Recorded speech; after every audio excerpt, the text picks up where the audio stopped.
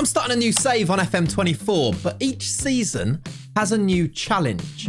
I'm going to let a random wheel decide those challenges, and it includes things like sell your star player or play 4-4-2 Brexit football. The best part is that I can only stop when I win the league or the Champions League. So may the wheels of fortune be in my favour, because this could get interesting. Come on. Okay, so in the spirit of things being completely random, I'm even going to let the random wheel decide my team for this save. I'm going to go Premier League because I feel like I know where I stand in those things. But we are going to be managing today the following team. If we get if we get Ipswich here, this could make this a real difference. Go on, Liverpool. No, Liverpool, please. That is Leicester. Okay. That's almost as bad, isn't it? But do you know what? I'm up for the challenge. This video will end when I win the league with Leicester or I win the Champions League with Leicester. But for each season, I'm going to be spinning this wheel. I just wanted to show you the options on here. We have free transfers only, must sign and play a 38-year-old player, must include a youth intake player, a strikerless tactic, 2 at the back tactic, sell the star player, negative net spend, homegrown signings only, sell all players over 25, play the kids, 4-4-2 Brexit football, £100 million plus signing, which will be tricky if we get that first season. Playing on very attacking, playing on very defensive. Any of these could ruin what could be a really good potential save. Let's find out what we're going to be doing in our first season. Season's 1 challenge is going to be with Leicester. With Leicester, we need to... Okay, this could be okay. We're going to go into homegrown signings only. This means they have to be homegrown at club. So it's a relatively tame start, but it does really restrict any squad building really that we need to do. We need to go and find players that were homegrown at club at Leicester. So any Leicester youth players from the past, we can sign. Let's go get stuck in and begin our challenge. Okay, so we've been appointed. Here we are, and I'm now the Leicester manager. I've just straight away, the first thing that I've done without setting up a tactic or anything, which quite luckily we do get the chance to do our own tactic first thing here. So I think I'm going to go with quite a meta 4-2-3-1, that type of thing. Just to mention as well, we are on an updated database. I'll put the link to that database in the description down below, as well as reminding you any save files that I'm playing on are always available on the Patreon, the Clayts, as we call it. A link to that is in the description as well. Here we are, look, on our updated database. The first thing that I did was went to player search and I put in the criteria. Homegrown is trained at Leicester. I put homegrown between, it doesn't seem to matter, between 15-21 and 0-21. My problem is there are 3 players in the world that are interested to join us that are also homegrown at club. They are Jeffrey Schlupp and then Billy Mackay and Callum Holm, who is, I mean, he's not very good is the issue here. So we could sign him on a free, or we could maybe go and try and do Jeffrey Schlupp. The other issue, as I've just noticed, is that we have no transfer budget or wage budget. So we're very restricted in what we can do. I have had an idea though. If we take off the criteria that they have to be interested in us, there are some players here: Ben Chilwell, Harvey Barnes, Keane and Dewsbury Hall. These players towards the top here, I mean, the list isn't exactly extensive either. My thinking is that maybe we could do some loan signings, and I'm going to check here if any of these are interested in a loan. Right now, no is the answer. Jeffrey Schlupp might come to us on loan, and I'm wondering if we do that just because. I'm going to go and get us to the end of the transfer window, which is after these first few games here. Then I can let you know how we've set up and whether I've done any business, and we go from there. Doesn't look like we've got huge options, does it? I'll see you in a few weeks in game. All right, so as promised, I've gone to the end of the window, and in fact, right on the screen here, you can see the business that I have done. We were very limited by this first challenge from the wheel. I couldn't sign anybody in the end, just because I wanted to sign someone and I needed my fix. I have signed Jeffrey Schlupp for £1 million. It will rise to £2.5 million if he plays 50 games for us. I don't reckon he will. So it'll probably be £1 million. I've also sold some players. Samari has gone to Brentford for 11 million. I've loaned out Hamza Chowdhury and Bobby Decordova-Reid, as you can see. Both of those will become permanent if certain criteria are reached. There's a mandatory after 20 appearances for Hamza Chowdhury, which will be 5 million. I think they've also will pay 4 million in installments. So it's about 9 million for him. And likewise, there's an optional 3.5 million on Decordova-Reid and a bit more on top of that as well. I'll show you the business here, actually. just to sum it up. We signed one player. This is obviously all of the other business that was done with the updated database. But Jeffrey Schlupp in for £1 million. And then these guys sold. This is sorted by date, isn't it? These guys sold from here. Look, it is Danny Ward to Getafe. Couldn't wait to get rid of him. Jakub Stolazic. He's actually quite a good keeper, I think, and a good up-and-coming keeper. But on FM, Hermanson looks quite good, so decided to take the money for him. Decadova Reed, Samari and Chowdhury I showed you before. That gives us a little bit of money that if some of the players that we're looking at, these homegrown players, become available, we might be able to get them.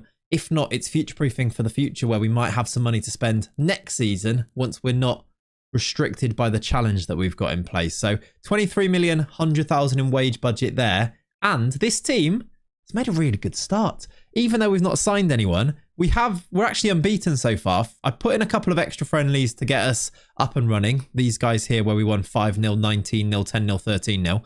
But first game of the season against Bournemouth with 10 men. Buonanotte is going to be so key for us, scored a penalty. Patson Daka scored after 65 minutes. That gave us a 2-0 win against Bournemouth. We drew to Brentford. Then we beat West Ham 2-0. And then we've most recently beat Wrexham in the Carabao Cup game 5-1. I'm rocking with this system here. It's just a 4-2-3-1. I've kept it simple, as I mentioned that I would, with some just gegenpressy type instructions in place. And I know that this can be effective because it's Football Manager and this can be effective. We've got some good players. I'm actually okay with where the squad is. It's solid without being remarkable is probably how I describe it. I'm kind of hoping we can get a good striker in because Patson Daka might not be that guy. And however good Jamie Vardy is in real life still at the age of 37, he's not quite it on Football Manager, although I'm sure he will get game time this year because Patson Daka, I'm complaining about Patson Daka, who's got 3 and 4. He's been very good so far, actually. But yeah, there's good players throughout. Buonanotte is really, really good. I like Fatawu. Winkson and Didi are so boring. It's quite Brexit, but they're very good in this midfield. Christensen's a great left back. We could actually get really good money for him in the future, is the way that I'm thinking about it. Vestergaard and Cody, solid Brexit, but all right. James Justin's a decent right back, and Hermanson, I'm actually quite happy with it as a goalkeeper. So even though I don't know where we're going to finish, we're actually made a really good start. I'm confident we can at least avoid relegation, maybe push towards mid-table, and that'd be a lovely start, wouldn't it? Considering we can't do transfers. This is still very much the situation, by the way. I've scouted every player that is homegrown at club. The best ones being Dewsbury Hall and Bassey and Chilwell and Barnes. And still, if I go to transfer interested, none of them are interested except for Callum Holm, Billy Mackay, and then Callum Wright at Plymouth. I did think about signing Callum Wright, and I just thought it'd be a waste because I'm not going to play him if I do sign him, am I? So, yeah, and also in terms of loans, nobody wants to come to us on loan. Maybe that will change as the window goes on. I'm a bit concerned that it might be to do with the updated database. So players like Dewsbury Hall, even if I wanted to loan him, I can't because he would have been at more than one club because the way the database has been updated, I think. So we just need to, maybe as we go through in time, that might change. Maybe in January, we might be able to get some players in. We will see. Either way, it's been a good start. I'm going to go and play up until January and see how we get on. I'm expecting a few more losses in there, and then we can reevaluate and see if we can sign any of those homegrown players in January. I'll see you then. All right, then, here we are approaching January, 31st of December, and it looks actually quite poor on here, but it's actually been an all right start to the season. We are currently sitting 8th, which is, I think, above expectations. However, we are losing a lot of games. We're losing games that I think you'd expect us to lose. For example, like against teams like Newcastle or against teams like Liverpool and Arsenal. Maybe not games away at Southampton, but then again, it's away at Southampton. We're also winning games like beating Fulham 1-0 at home and beating Aston Villa 3-1 at home. We've got enough points on the board that we are currently sitting 8th, just outside Europe in the top half, even though we've lost 9 games so far this season, which is more than teams that are like Palace, who are in 12th place. But we've won 9 games as well. We just don't draw games, which I wonder, I don't really know why that is the case, to be honest. We're just playing this 4-2-3-1 system. I'm quite happy, though. We're in mid-table, which is where I want to finish this season, especially because I've been unable to actually go and make this team better. this is how the team has been performing so far. You can see by some of the appearances, some of the goals on here. Why can I not see assists anymore? I just was on here and I could. Let me auto-size all of the columns and then you will. Some goals, some assists, some of the data on here for you to see who's been playing the most games, who's not been playing games. And one of the things to point out is that Jeffrey Schlupp has not been able to get into this team and now he's unhappy, which makes that just a pointless transfer. But we sort of knew that anyway, didn't we? In January, I've not really been playing Caleb Okoli. I wonder if we sell him on because he's got a bit of value as well. I'll do a bit of a squad refresh, I think, here. Christensen has played a lot of games on this side like this. You can see by the appearances on here who's been playing. Overall, I'm trying to use the squad to the best of my ability to try and get us some results. I think we're doing okay. And the transfer situation hasn't really changed that much. These are the players that are homegrown. There are a few more now that are interested in joining us. Maybe that's because of the updated database, not quite sure. None of the good ones, though, is the problem here. We've got some players that are playing for Motherwell and Enfield Town, etc., that are, well, they're the best scout reports on here. It's not great because I want to be able to sign these players, Dewsbury Hall and Calvin Bassey, etc., the players that are a little bit higher in value. Ben Chilwell will be great. I'm sure they could sign him in real life. Harvey Barnes, actually, his value is quite low for how good a player he is. He's just not interested in joining us. And that is also the case, unfortunately, for loans as well. One thing, though, that did catch my attention is that Trey Nyoni, the Liverpool youngster, is actually interested in coming to us on loan in January. I'm not sure if I can do that yet because he's 17. I can't. I wonder if this January window that might change. Either way, we'll keep an eye on it. We might sign him. If we don't, we don't because we can't. I think we're just going to go and continue. I'll go to the end of the transfer window, and if I've done any business, I'll let you know. Otherwise, I guess we just go to the end of the season now and try and solidify this position in the league, really. This position here where we are sitting just outside the European places. I think I'd be happy with 8th to 13th, any of those positions. Obviously, anything above that is a bonus, but I'll see you maybe at the end of Jan, maybe at the end of the season. Let's continue. All right, then, here we are at the end of the season, and I said I wanted to finish mid-table.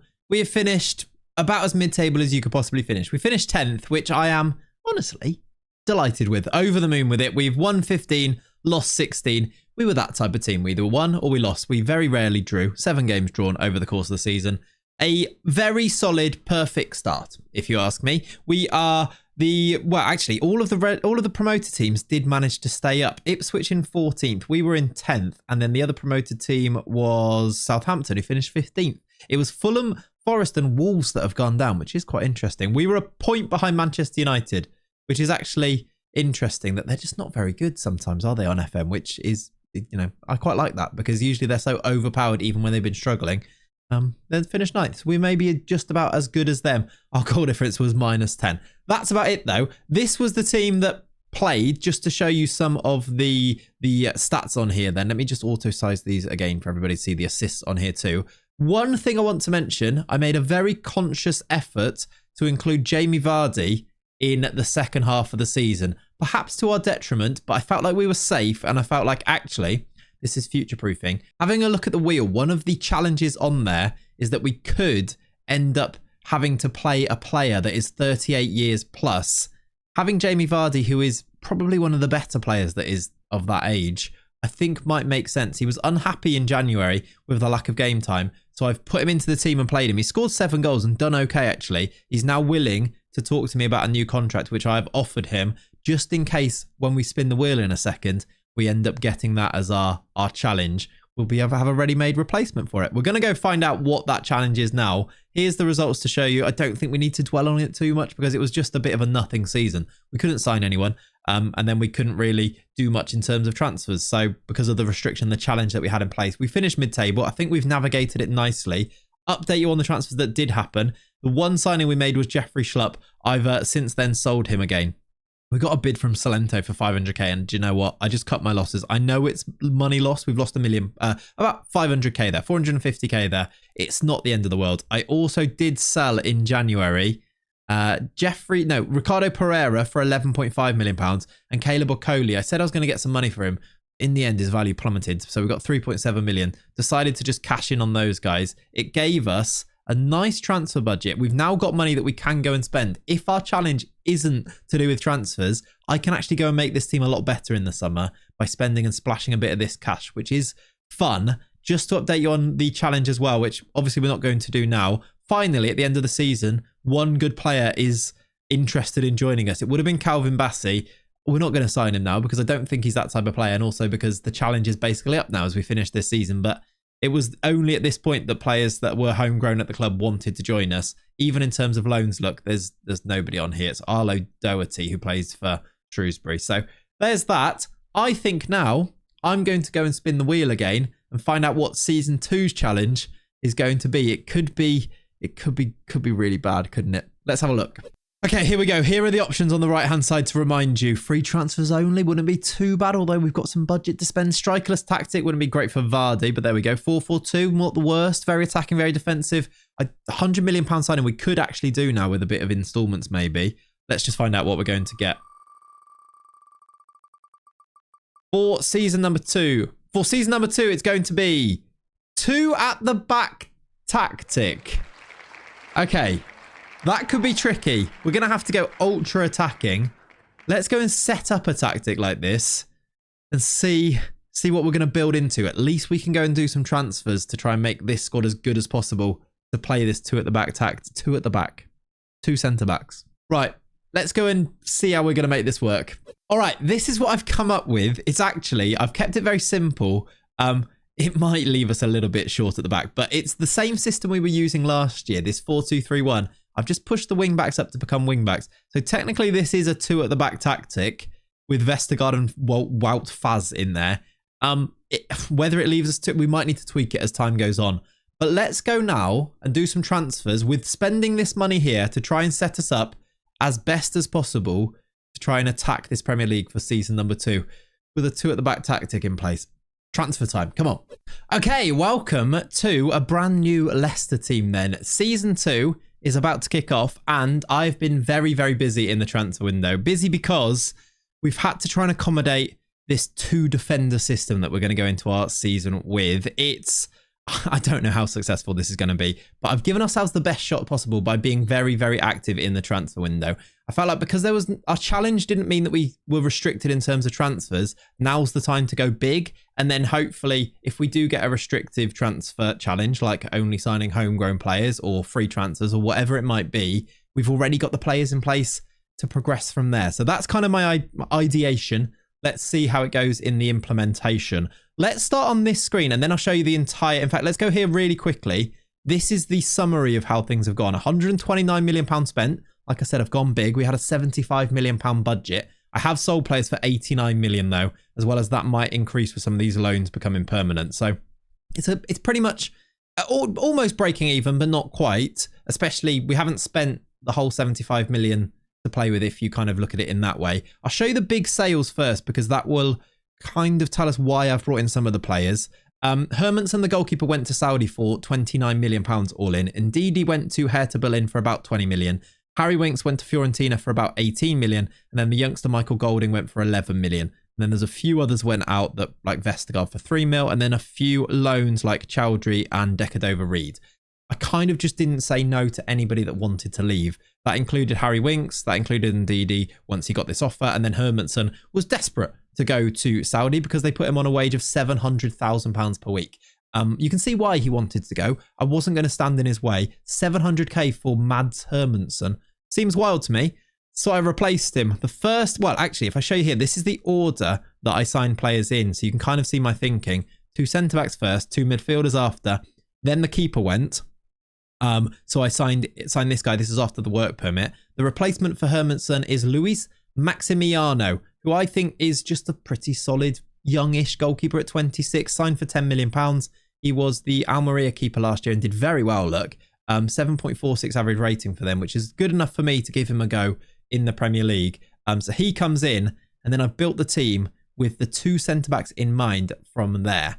First up, with this man here, Aurel Amenda, a 6'6", speedy centre-back that I managed to get on a free from Eintracht Frankfurt. I don't know why he was on a free, having only signed for 1 season, but he was, and I'm not going to say no to that. So he comes in, and he reminds me a bit of a Kanji, maybe because he's Swiss. My thinking is, let's get fast, big, strong defenders that can cover ground to try and cover the gaps that might be left by these rampaging wing-backs that we've now put into play in Tavernier at the moment and Christensen on this side. Look, so Amenda's one of them. Issa Diop is another one of them. 14 pace and 14 acceleration, just like Amenda. He was a victim of relegation with Fulham, which meant that we could profit on that by signing him for just £2.1 million, which I think is really solid for a good Premier League proven centre-back. And then the main man in defence, who's actually currently injured, is the big dog, Tosin Adarabioyo, signed from Chelsea, transfer listed, signing for £8 million, rising to 12, sorry. And he's going to be our main man. Again, pacey and big and strong, can cover the ground well. It will be these two really, with Issa Diop as the backup, with Conor Cody as a backup as well as Wout Faz, who can also be a backup too, because we've got loads of defenders. I think that's because of the Maresca regime, where they played three at the back, which meant that we've got loads of extra centre-backs, including Vestergaard, who I've now sold on. I think that's why. It might not be. Either way, that's our defensive setup now, the two defenders. Fullbacks, Christensen does stay, kept hold of him, as well as James Justin. I've held on to him. Did have no backups at wing back, so I've signed James Tavernier as a backup on the right hand side for 2.6 million. He's sort of well proven at Rangers. I was going to say he's young. He's not young. He's old, but is cheap at 2.3 million pounds, 2.6 million pounds. So I think he's a decent backup. These guys might cover a lot of ground at right back and left back, or right wing back and left wing back. So I think they might get tired, which means I did need good backups, or at least solid backups. So Tavernier is one of them. The other one is going to be Diego Palacios, he's an Ecuadorian, who came from Brazil for £2.5 million. Again, he's just solid enough to play on that left-hand side. And then in the midfield, you can see the rebuilding that I've done. I've gone for a big signing, another one that was relegated, João Gomez, relegated Wolves, could bring him in for about £28 million, rising to 33. So we spent big on him, but he's a really solid midfielder, and I'm happy for him to be either our box-to-box, or he could be a ball winner. He's kind of got it all. He's very well-rounded in our midfield. So João Gomez in, alongside Lewis Miley, was available for £16 million. And if you think about it, Harry Winks went for about 18 million. I've brought in, I think, a better midfielder who's cheaper, and he's really young and is only going to get better as well. So Lewis Miley and João Gomez are going to be our midfield too, which I'm quite happy with. Oliver Skip is on the bench if we need him, as well as Lucas Bergvall. Brought him in on a loan from Spurs. Did play a lot of games. We paid £1.4 million to have him. I'm going to use him as a backup because he's not actually our player, and I don't mind having, like, if he becomes unhappy, it doesn't matter because he doesn't play for us anyway. I'm sure he will get lots of game time anyway. We do have the chance to sign him, I think, permanently.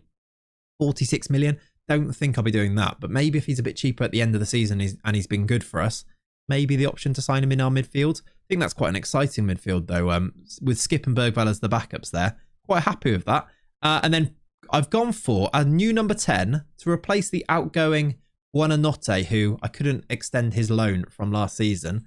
I've not signed this guy in ages. It's Simeone Pafundi. He's a classic FM wonder kid to go and sign, isn't he? And I thought now might be the time. This is the save to go and give him a go. He's come in for £17 million. He's going to be our new number 10. The Buonanotte replacement should also only get better over time. And like I said, go big now on transfers. And then if we do get some restrictions from the challenge, then it doesn't matter so much because these guys will be here already. So he comes in as number 10. And then I've signed on the right-hand side. I've kept our wingers actually as they are. So Fatawi will usually be the starter here. But as a backup, I've loaned Noni Madueke from Chelsea, who's great, isn't he? And we've paid £1.4 million. We could potentially sign him for 49 million. Probably won't. But again, great cutting in from that right-hand side on his left foot. Madueke, he's homegrown nation. Feels like it makes sense to loan him. Mavadidi stays on the left-hand side. We don't really have a backup here. So maybe somewhere to look for the remainder of this window. We do have a bit of time left. I've just played the first game of the season. So I will show you how that's gone as a bit of an update on how this team is performing. Then finally, in terms of signings, I've gone for a big one up front. Someone I've never signed before, but Zito Lavumbo is pacey. He's got great dribbling and he's got okay finishing. And I think that is usually a recipe for goals. So I'm going to give him a go. He's a left-footed Angolan striker that I've signed from Cagliari. And I was impressed by how many goals he got last year. I usually look for, if I'm going to sign a striker in FM, usually they can have amazing attributes, but I always will look to see have they scored goals previously, because that is usually a great indicator. It's an obvious one, but if they've scored goals, they might score goals for you. And sometimes you can look amazing, and if they don't score goals, it doesn't matter what you do, they just don't score. I'm a bit worried about his work rate, but other than that, I think he looks very solid. So we're going to give him a go as our striker, and that is going to be our squad for the season. I was feeling really good about this, and then I played the first game of the season just now. Just as a full disclosure, I did play this as a live comp, but I didn't actually record any of my face cam, so we're just going to get an update on it instead. In fact, let's watch the goals to show you how this team managed to concede 3 and lose 3-0 to a pretty good Villa team, but they were down to 10 men for most of it as well. In the 9th minute, we'd started okay. Yuri Tielemans scored a screamer, really, from long range. I don't think any of these were because of the 2 defenders either, necessarily. Look, Ramsey then ghosted in to make it 2-0. That was after a red card was given for Amadou Onana, a straight red. And then in the first half still, it was a lovely free kick. Just after halftime, I should say. Lucas Dean scored a free kick. We kind of dominated them. This is mainly because of the red card. We had a better XG, 23 shots, a little bit wasteful, you'd have to say. But the damage was done pretty early with being 2-0 down. Even with the 10 men, Villa did really well. And we're going to get ourselves off with a loss, which could be worrying. We are currently top bottom of the league. Look, isn't great, is it? Hopefully we can bounce back, though. I'm wondering if it's just the team cohesion, which they need to play some games together to get themselves ready for this season. And then hopefully this will click and we'll be back in a bit more, bit better form. Would be nice, wouldn't it? One last thing to show you. We are signing a backup goalkeeper because I don't currently have one. Stefan Badjic. Our scouts quite liked him. We're going to sign him for pretty cheap. It's going to be 2.7 million to be our backup goalkeeper. He's only young as well at 23, so we'll get better. Hopefully, that's our transfer business. That's what we've been up to. One last thing to say. I signed the new striker because Jamie Vardy actually retired. So all of that good planning, but if we get the challenge of playing a 38-year-old, isn't going to help because he's retired. I did try and make him reconsider, as you can see.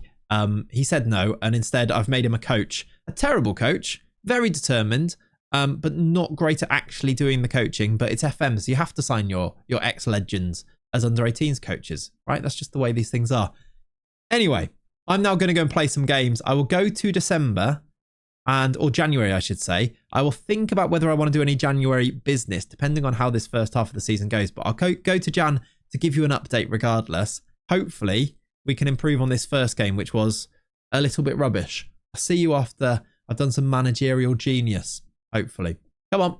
All right, then, here we are at around about the midway point then. As we approach January, we sit 9th in the league. I think, all things considered, considering the fact that we have got this very attacking 2-defender system going on, I'm okay with it. We have scored plenty of goals, 32, also conceding 25. Our goal difference, and I think this is important, is actually okay for where we are in the league. It's positive with 7, which I was a little bit worried it was going to be negative after that first game against Aston Villa and conceding 3, because we don't have loads of defenders. We're doing okay, though. These are the results here to show you.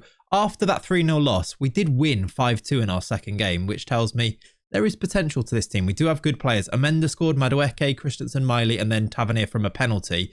We then did lose 2-1. And then, I wonder if this is sort of the problem that could occur.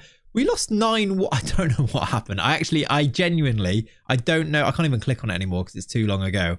We lost 9-1 to Wolves in the Carabao Cup. Luckily, it was in the cup. I don't have an explanation of why. Remember, Wolves got relegated last year. It made me scared. And then we went and beat Spurs, beat City, beat Liverpool. So maybe we're just that type of team. 3 unbelievable results. And then we lose to Brentford at home. So make sense of that.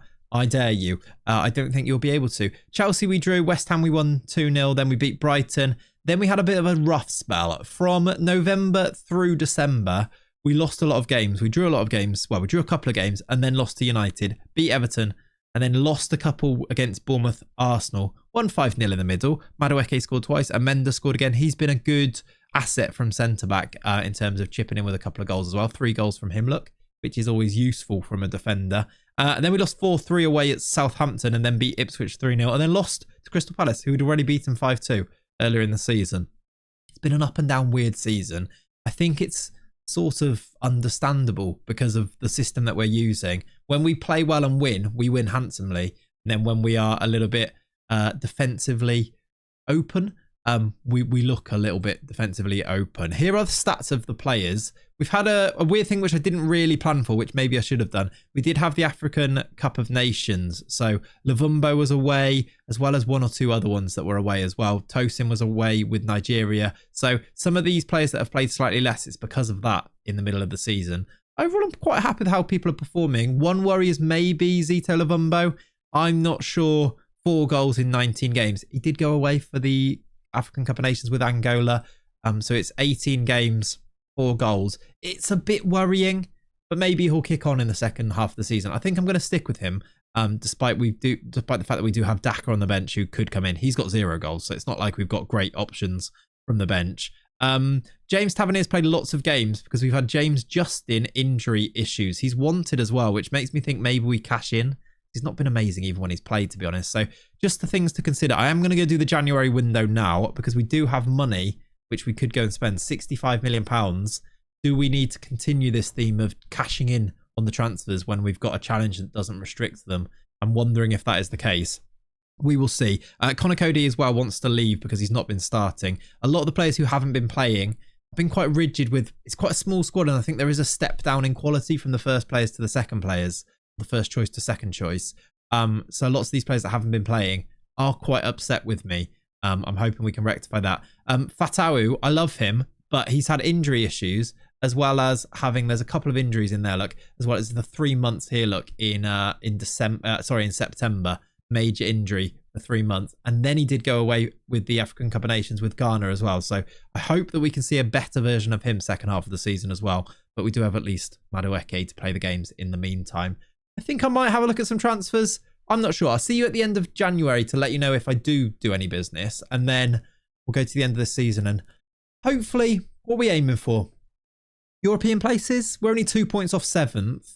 It might be a bit of a jump up 8 points to 6. But maybe this 7th spot could be in our hopes, in our dreams. If we can finish in the European places, it would help for recruitment going forwards, wouldn't it? That can be the aim. Let's see if we can kick on. I'll see you at the end of Jan. All right, then, it's deadline day. It's actually just gone past deadline day. The transfer deadline has passed in January. And I am stopping here to update you on how things have been going because I've actually been quite busy. I have done some transfers, mainly because of outgoings, forcing my hand a little bit. So we'll go to the transfer screen and show you that. If I highlight from this point here, these 5 people have exited during the January window. 3 of them, or 2 of them, have randomly gone to Bath City on a free transfer. These are all of my cast-offs that Bath seem to be happy to take, and I'm quite happy for them to take them, to be honest. They are a little bit, they're not very good. They're young and not very good anyway. 3 proper outgoings, though, for a grand total of about 30 million all in, which is decent going, I would say. The first of which is James Justin. Now, James Justin was supposed to be our starting right back this season, or right wing back, I should say, because remember, we are using that 2 at the back system. However, he was dislodged, his place was dislodged by James Tavernier. And then when we got a bid of £10 million for him, 10.25 mil, from Al Gharafa in Qatar, I was quite happy to accept it because of his form. So he's gone there. He's gone for the lucrative £65,000 a week, which isn't actually all that impressive, is it, from James there? But I was not too upset to see him go because, as I say, his form in the first half of the season wasn't very good. He's more of a right back, I suppose, rather than a right wing back, maybe. Next up, Patson Daka, £18 million bid from Luton. It was actually a little bit lower, and I did a couple of the things that I do in the transfer window, offering him out, auctioning him a little bit. In the end, we got £18 million for a striker that was not a starter for us, had only scored 1 goal for us last season, in this first half of the season. Did get 10 for us last season. However, I was quite happy. I was happy enough to see him go. We've put our faith up front in this man here, Zito Luvumbo. He's our main man. So Patson Daka could go for 18 million. It felt like a good amount of money to get for him. So I've said goodbye. And then finally, our captain, actually, Connor Cody, has gone to Mallorca. Very nice for him. That sounds like a nice place to head for £1.8 million. He was unhappy that he wasn't getting game time here. This season, it was, I think, 0 starts. Yeah, 13 sub appearances. So for £1.8 million, I just thought I was happy to see him go. So £20 million in. That does mean that I did go and spend some money to replace them in the squad. I wanted a right back, I wanted a striker, and I actually didn't really want to get a centre back because I don't think we need one. I think we had 1 extra anyway, so I'm happy with our centre back depth. But I did want to get these 2 positions, so I did go and get that. I signed A right wing back in Jordan Latomba for £2.8 million from Feyenoord. I felt like he's probably got a little bit of sell-on value as well because he's 27, got a few years left in him. He was about the best that I could find for cheap. And £2.8 million for a right wing back that I think is good enough to start for us, I think is cheap. So welcome, Jordan. And then up front, this one might be a bit of a weird one. I don't know. I'm just getting vibes that I think this could be worth it. Cameron Archer. I just look at his profile here and I think this guy will score goals.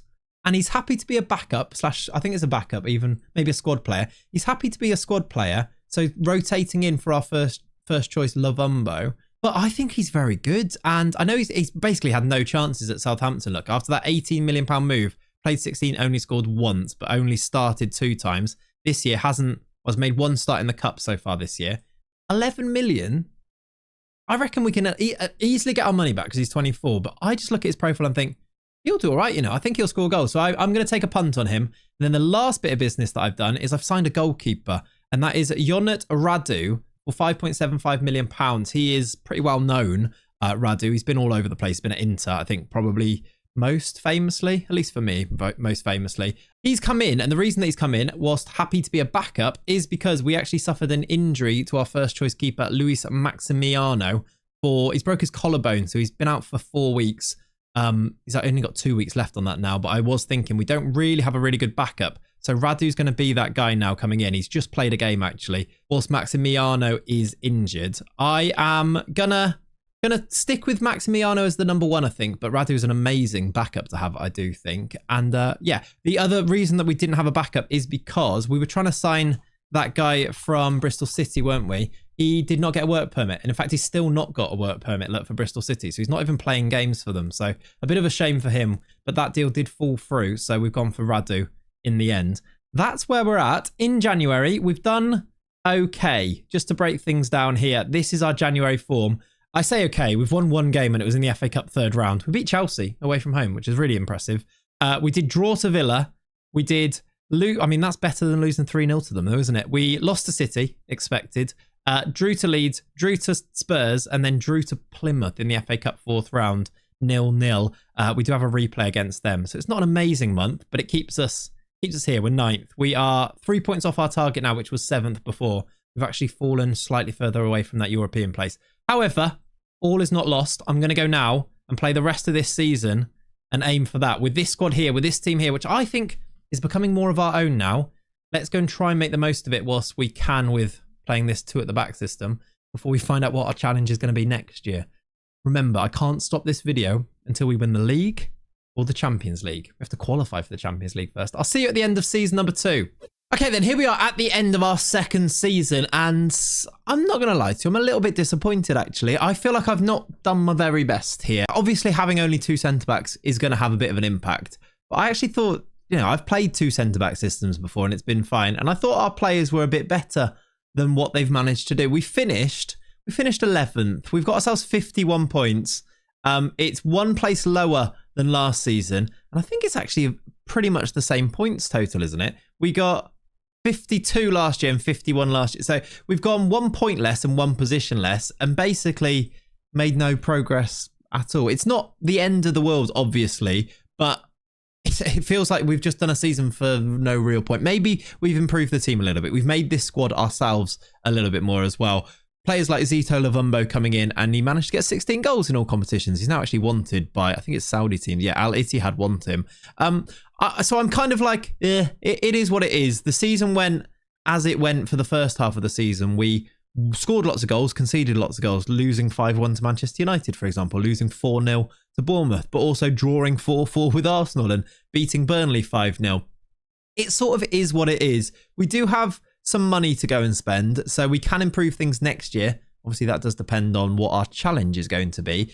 So I'll wait to find out what that is going to be, and then we'll make a bit of a plan on how we can improve, perhaps by also bringing these fullbacks back down to play in a normal position. Maybe that will see us kick on a bit more. But yeah, I'm a little bit disappointed. It's Football Manager, though. These things happen, don't they? Let's go and find out what our challenge is going to be. We have some really tough ones in there. Must sign and play a 38-year-old player. That could really hamstring us. Sell the star player. Who would that be at this stage? Would it be Pafundi? I think it probably would be. Pafundi or maybe João Gomez. maybe we'd have to make a decision who the star player is on that one. Negative net spend, that could be a problem because we'll see. £100 million plus signing, that would actually help us, wouldn't it? Let's just find out what it's going to be. Let's spin the wheel for a third time. Our next challenge is going to be... Oh, God, no. Oh, no. This challenge, it's very defensive. We have to play the entire season with a very defensive mentality. Okay, let's actually have a look at what that is like in Football Manager. Very defensive, oh my word. The aim of this mentality is to frustrate the opposition by reducing space, slowing things down, keeping the ball, wasting time as much as possible. We're going to be Arsenal. Sorry for shots at Arsenal there. Wasting time from the first minute and clearing the ball long when out of risk-free options. Unlike the defensive match mentality, it is not looking to score in the counter-attack, just not to concede. As possession and frustration is the priority, more players than usual will be kept behind the ball. We're going to score no goals. Maybe we won't concede goals. What is the plan here for next season? Do we need to use this money that we've got, 73 million, to go and sign really good defenders? Or do you flip it and do the opposite and sign really good attackers because you're not going to have as many chances? I'm going to have to see. I mean, to be honest, I think we go with the same system because we've bought these players for this system. Maybe just with the very defensive mentality and see. I'm a bit worried about getting relegated and losing my job, to be honest. But that's part of the video, isn't it? Let's go and do some transfer business and find out what we can do. Okay, all right. I'm ready to start season 3. But if I said I wasn't a bit nervous about this, I think I'd be lying. This very defensive mentality, I just can see it either making us draw a load of games if I've managed to get the quality of the squad where I want it to be, or we're going to lose a lot of games because we're just not going to be attacking, are we? So here's what I've done. And generally, as I just mentioned then, my approach to this summer was go and get as many really, really good players as physically possible to try and make us have the quality to survive playing on very defensive. And that's what I've done. I've done some sales first, which was players mainly coming to me and saying that they wanted to leave. I've done a lot. Again, it's £200 million spent. I told you, I've gone big. And £115 million in sales. So we've spent about that £75 million mark, around about 85 million here, look. Around about using all of our transfer budget, but going above that because of the sales that we managed to add to our accounts. Mainly, that money came quite late in the window. Here you can see in the order that it actually happened, look, by date. Earlier on in the window, we had Bobby Decordova-Reid going permanently after his loan. He went to Al Rayed. Actually, was that after his loan or was that a completely different? That was oh no, it was after his loan. Look, he's gone there permanently. He's literally retired since then. He's now a director of football. He moved on. That became permanent because it was part of the deal. He moved on the 1st of July. It's now the 18th of August and he's now retired after they paid 6.5 million for him. We've done all right there. I'm quite happy with that bit of business. I had no idea that was happening. I've sold or loaned out Sammy Braybook for 2.1 million, which will be permanent. Was a loan fee, but will then become permanent afterwards. We've a few young players. Tom Cannon, didn't really want to see him go, but he's not that good. He can become really quite good, I think, and I really like him. But I've decided to let him go, and Valencia have taken him, which maybe shows that he will end up being okay. But £1.4 million for us. Luke Thomas has gone on another loan. I think that does become permanent. Eventually, it does. Look, there's an optional fee if they choose to go for it. And then Steffi Mavadidi has gone to Wolfsburg, £14 million. I thought this was good money for what is... well, for a player that I think we can upgrade on. He's been quite good for us. 6.5 million they signed him for. He was good last year, scored 10 goals. But I think we can actually upgrade, and that's sort of my idea here. He did want to go, so I let him go. Hamza Chowdhury's finally gone permanently. And then finally, at the end of the window, or the end of July, it's not quite the end of the window yet, but later on than I originally planned, Wout Faz went to Everton for 31 million, all in. Eventually, it'll be 31 million. And then Zito Luvumbo, the striker that I decided to put all of that... I'd never signed him before, and I wanted him to be really good, and I put a load of faith in him, even though he wasn't great at the beginning. He's now gone to Saudi anyway for £61 million. We've made a massive profit transfer fee-wise, and he had an okay season, 13 goals, 4 assists, 6.85. I think we can now, well, I feel like we have now, use this money, this £61 million, to reinvest it in a better striker. And he's an obviously better striker. And I'll start there. I went and got Marcus Leonardo. I know that he's a little bit obvious sometimes as a Football Manager signing. I did try and go a little bit more obscure with Zito Luvumbo. This is what happened. He went after one season. So I looked at the market. There wasn't loads. I really wanted to go and get Omar Marmoush, but he just wouldn't go to a club that wasn't in the Premier League, or wasn't in the Champions League, sorry. He does have, or did have, a release clause. Then he signed a new contract. Then he was interested in joining us, but he wouldn't join us because he just signed a new contract. So in the end, I've gone 70 million, basically reinvested this money that we got from Luvumbo, plus 9 million, for one of the best strikers in the game, and he just always is. And he's only 23. That if we're going to sell him, he actually was okay with the value, with the wage as well, only 100,000, which seems like a lot, but in the Premier League, it's not really. If I show you as well, I've been quite, because of the nature of the challenge, I've kind of just gone for it on wages a little bit more than usual. But even then, if I just go to the salary per annum on here, we are still only the 14th highest wage in the Premier League, and we want to be a lot higher than 14th in the league. Swansea, by the way, got promoted this year, which is quite fun, isn't it? So we've still got a long way to go until we're challenging teams. If you look at the actual number, 76 mil. In 9th is Villa on 108 mil. There's a big old chunk of extra wages to chuck in there eventually, even with putting big money into signings like Marcus Leonardo. Let me go through the rest of the signings then to tell you. These are the players that went out, so you know who we're replacing, as well as one extra sale, or not quite a sale. Jordan Ayew went on a free transfer, and then also James Tavernier did retire. So we do have a couple of extra outs there. So our backup right back has now gone, and Jordan Ayew, who was one of our winger options, also no longer at the club. If I show you on here, though, let's go down them. When I talk about right back, I've got a new right back who is Dodo.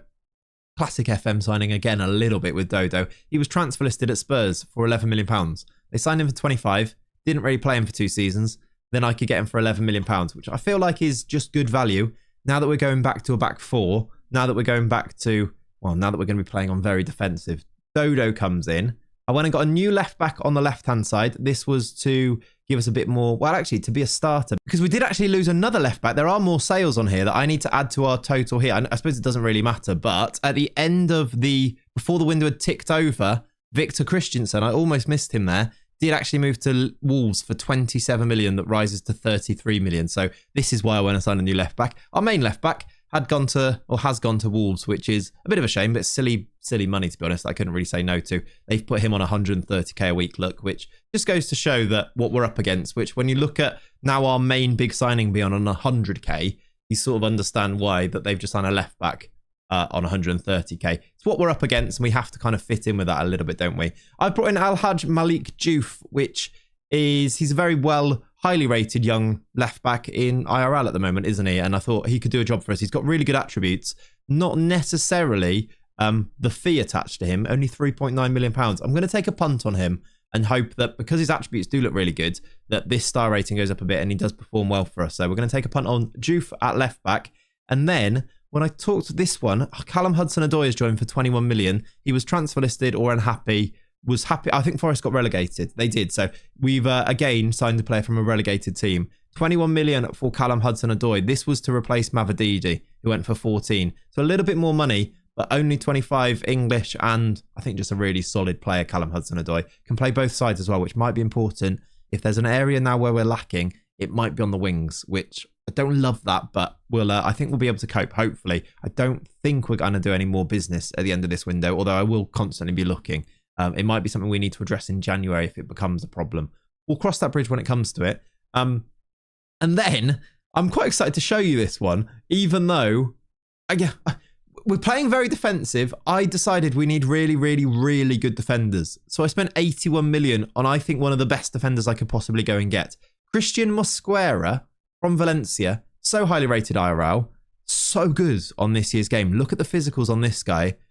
I think he's going to make a huge difference to making us solid at the back, especially playing this tactic, this mentality now. He had a release clause of 81 million, and I decided to go and pay it. I actually couldn't afford it, but I spoke to the board and said, will you go and get him because it will really help? And they just immediately said yes, which helped me pay the full money, which obviously put me back down to zero budget left over. I think we had about 60 million in the bank when they decided to say yes to that. But then any sales that I did after this, subsequently, went back into the coffers, and then I could reuse on new signings afterwards, which I did. I've signed 4 more players after that point. So a little bit of luck during the window meant that we could really go and splash the cash. It's the biggest signing that I've done on the save so far. the two biggest signings, actually, Mosquera and Leonardo. But I really think he will actually, just look how good he is. I'm really surprised that he's happy to come to Leicester. We finished mid-table 2 seasons in a row, right? But he's happy to come here, and I think he'll make a big difference.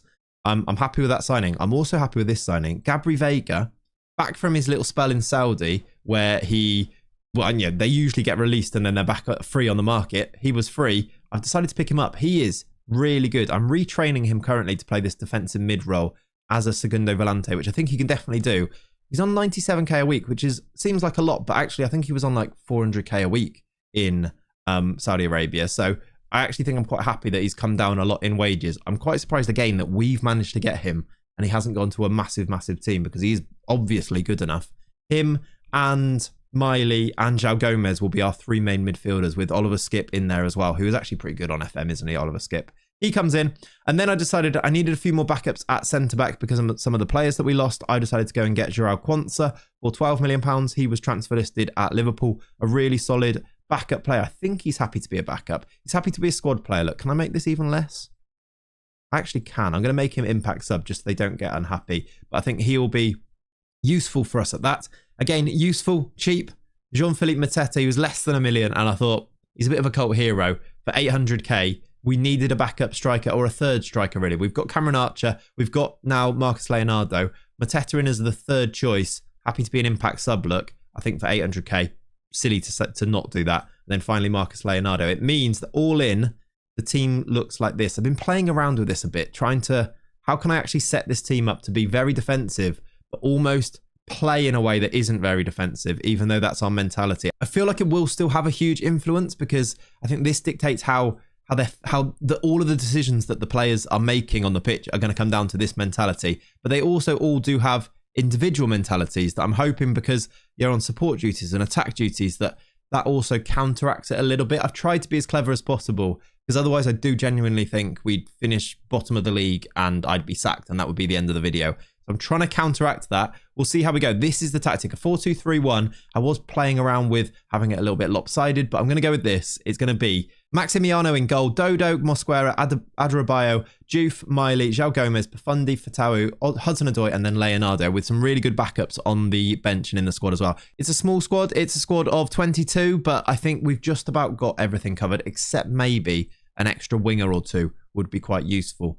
We're going to get started, though. We've got Wolves to start with. Here's our pre-season. We lost to Bilbao, lost to Werder Bremen. This was all playing very defensive. In the games that we should obviously win for morale and things, we obviously won by a lot. The team cohesion is okay. Everything looks all right. I'm going to go to January now and see how this goes. It could be a complete disaster. I really hope it's not. I want to keep this video going, so fingers crossed for the very defensive. Come on. So I've gone to December. It's nearly January. It's the 31st of December, and it's okay. Things are okay. We're not getting sacked. This is about as good as it possibly could be. We've made zero progress in terms of actually going towards winning the league, but the challenges are just restricting us so much in that regard that we're 9th in the league. I'm actually delighted, genuinely delighted. We are drawing a lot of games, which is what I expected. We're actually not losing that many. Touch wood, we've got a long way to go. But the games where we are playing good teams, we are drawing. And the games where we're playing teams that we should win at home, we're managing to win. And that's sort of the pattern of the season so far. For example, we beat Wolves 4-1 on day one, which was, I can't actually show you that one in terms of the setup because it was a while ago. But what a start this is. 4-1 win. Then we win. Then we draw away from home. Then we win at home. Then we draw away from home. Then a good team at home, we draw with them. Then Crew in the Cup. Away from home against Spurs, we managed to get a draw. This, if you remember, we were not drawing any games last year. We've drawn quite a lot of games already this year. Then we played some really good teams. Chelsea we lost to. Liverpool we lost to. I think that might just be the case. When we play really good teams, I think we're going to lose to them this year, especially away from home. Although we did draw to Manchester United and they finished second last year, didn't they? 1-1. Beat Newcastle at home. Great performance. Lost to Villa away from home 3-0. Again, we had a red card in that one, but this is sort of the pattern of way things go. If we can draw enough games, we'll finish about mid-table. Everything will be fine. We'll go into next season and hopefully we get a better challenge that allows us to push up the league even more. Now that I think we're going to be safe, I'm really enjoying the challenge again. I was a bit worried that things were just going to tumble and we'd just get sacked, which isn't the case. Look here, look, Cameron Archer getting 2 goals in this game where I started, by the way. Just to show you that we are just setting up. I can't necessarily prove to you that we're playing very defensive, although I feel like the results kind of speak for themselves a little bit in that regard. This is the 4-2-3-1 that we are playing. If I actually just go to the tactic here, look, you can see that we are set up in the 4-2-3-1, very defensive. The defensive foxes, it works quite well. To show you the table, this is the effect that it's having. We've won 7, we've drawn 9. We've drawn more games than we've won in the league so far. And we've only lost 3 though, and they were to good teams and 2 of them away from home. Our goal difference is 9. We are certainly not scoring as many as usual. 20 goals scored. 29 goals scored, 20 conceded. But 20 conceded is better than a team that are currently 5th by 1 goal. But it's the same as the team that are in 2nd. So we're managing to not concede goals at the same time as not scoring loads with 29. If you compare that to the team that are 2nd, they've scored 51, which kind of explains it a little bit. We're solid. And I suppose that was the best that it could be, being very defensive, is can we be solid? And we sort of are. So I'm quite happy. The squad is in quite a good place as well. We do have some players that are wanted, mainly the players that haven't been starting.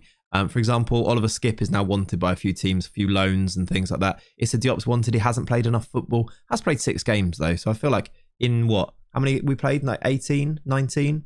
Yeah, 19. 6 starts isn't actually that bad for Issa Diop. But either way, I'll do a little bit of business. I don't think we'll dwell on it for too long. The one thing that we really do need is wingers. I wasn't, again, preparing for the African Cup of Nations. Fatawu is there now with Ghana, which means we don't really have any other wingers. If I show you, look, if I want to swap for a winger here, really only I can put Pafundi out wide, which I've done a few times, play Gabri Vega as a 10, and then bring in Lewis Miley back in here. Look, that's sort of it. And then when I want to do strikers, Cameron Archer comes in, which is why you just saw him score 2 goals in a recent game, because Marcus Leonardo is currently injured. That's the one sticking point. I might need to go and get a winger in this January window. Other than that, though, let's just plough on. Solid 3rd season. Get through the very defensive. Find out what our next challenge is. And go from there, maybe. I'll see you maybe at the end of the season, and I'll just update you if I signed anyone in January. Let's go to the end of 2025-26 season. And there we go. It is now the end of the season, and I am happy. I'm okay. We have done, in fact, I'm probably a little bit better than that, because after having quite a turbulent January window, which I'll show you how that's gone, you may have noticed some new names already in the squad that I'm showing you here, we have managed to finish 8th in the Premier League. It is actually, weirdly, somehow an improvement. We've gone from finishing 10th, then 11th, and now we've actually finished 8th, despite playing a very defensive mentality for the entirety of the season. I've shocked myself in the end, and it looks a little bit closer than I thought it was going to be anyway. In the end, we finished joint on points with a European qualifying Manchester City with a slightly worse goal difference. Goal difference was going to be an issue for us with the mentality that we were playing with. But we were so close to actually qualifying for a European competition, which would have been huge. This was closer than it ended up being. City drew on the last day. We won on the last day. We basically had no chance to overtake them, which is why, if it was a chance, I probably would have done it as a live com. But we did win on the final day with a 1-0 win with Al-Hajj Malik Diouf scoring the winner from left back in the 5th minute against Everton. Weird second half of the season. Before I show you these January transfers, which I did do a lot of business unexpectedly, I was thinking it was going to be quiet, and then we had a few things pop up that threw me a little bit. We had a great January. We won the first 4 games, then drew 3 games, then won the replay in the FA Cup, which we'd already drawn to Hull. Look, then we lost 4 in a row, which kind of came from nowhere, and I just sort of had to be patient. I was at least happy that we were already happily in mid-table when this happened, and it didn't really affect the league table. And maybe that's why they were calm enough to then bounce back and beat. We beat Liverpool here. We beat Manchester United there. We beat West Ham, Palace, and Ipswich here. Then we lost to City again. This was the pattern of the season, wasn't it? Losing to those big teams often, and then losing to Arsenal. We end up on 62 points, a big improvement. That is it an 11-point improvement from last year? Well, yeah, 11 points from last year is a lovely improvement, considering we played very defensive with this system for the entire season. You can see some of the stats on here. I want to actually auto size these columns as well to show you, because it might be important when you consider one of our challenges that could come up on the wheel is to sell our star player. And I was just thinking about this now. Is our star player Christian Mosquera, who was great for the second half of the season, but doesn't have the average rating? Is it Simeone Pafundi? I think it might be. He got 13 goals and 15 assists, and he's sort of done it every season. Look, That is star player type stats for these 2 seasons so far. Or is it Marcus Leonardo? I went and actually checked on who's got the biggest value. Mosquera, Profundi, Leonardo are those 3. Star ratings, I don't think we need to listen to those, but 4-star for Marcus Leonardo, 4-star for Mosquera, 3.5-star for Profundi. But Profundi does have great potential. I'd probably make a decision on this. I think for it to have the most, it might not come up, but for it to have the most, for it to hit the hardest, I think it would have to be Profundi that we'd sell.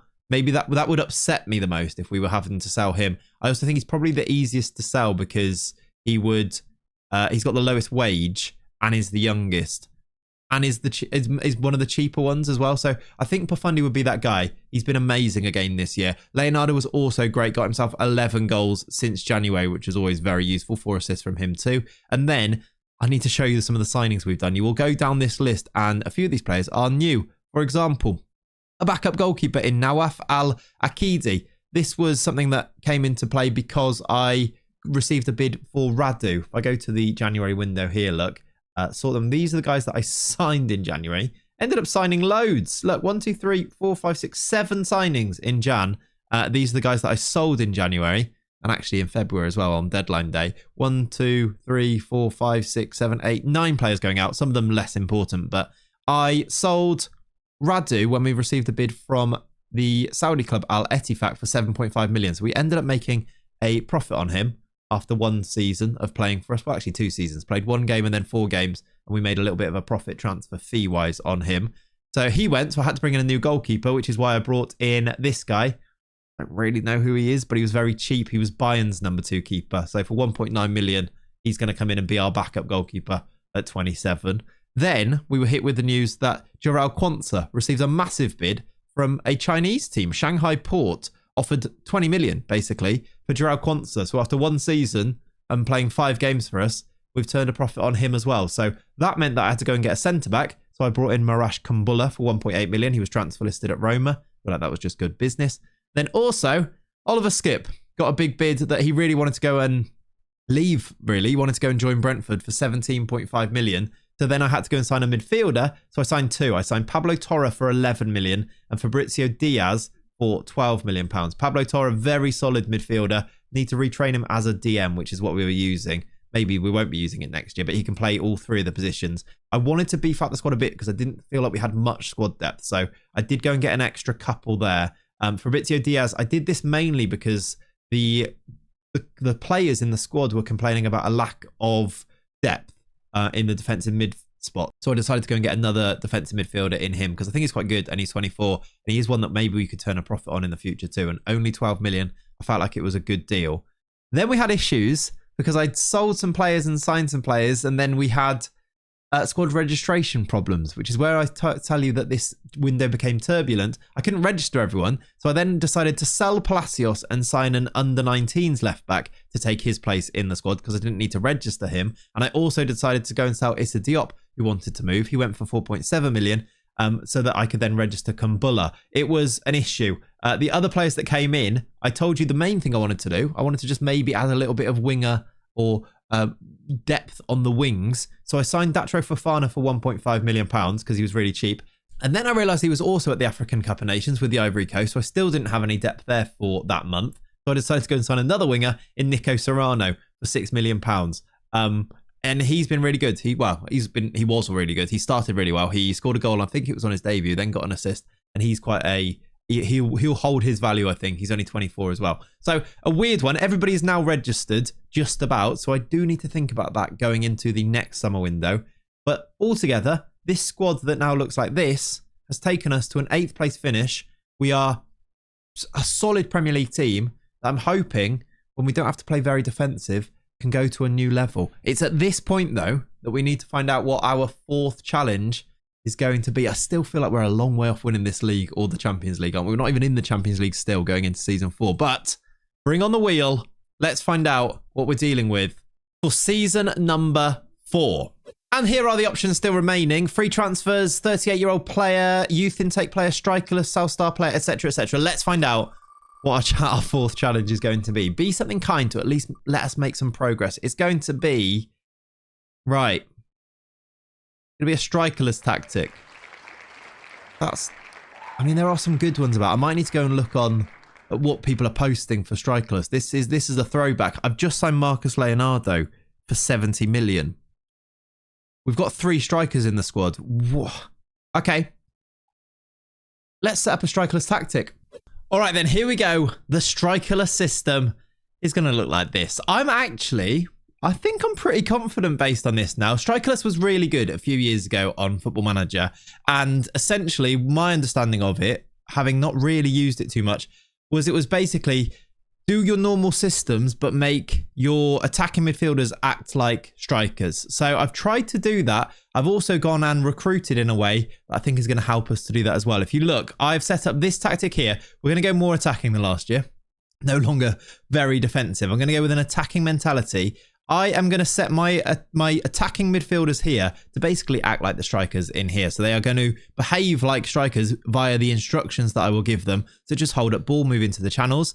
And together, I'm also going to choose players that have a profile that can fit being a striker, basically. For example, our big summer signing, Omar Marmoush. We finally actually managed to bring him to the club after years of chasing him. He was going to be our signing a few years back. He just wasn't interested in joining us. Now he is, because of a massive update to the save, which I need to show you first of all. If I go to last year's table, qualified for the Conference League. After finishing 8th, we got an extra place in Europe because of the coefficient. We've actually been given an 8th European spot in the league. We are a European club for the first time, and that massively helped with our reputation, and we were then able to go and get Omar Marmoush in. Of course, he's about to go and join Manchester City in real life, isn't he? We have started our season. He's going to play as an attacking midfielder and act like a striker. So is Pafundi. Marcus Leonardo happily can actually play as a winger quite naturally anyway from this left-hand side. So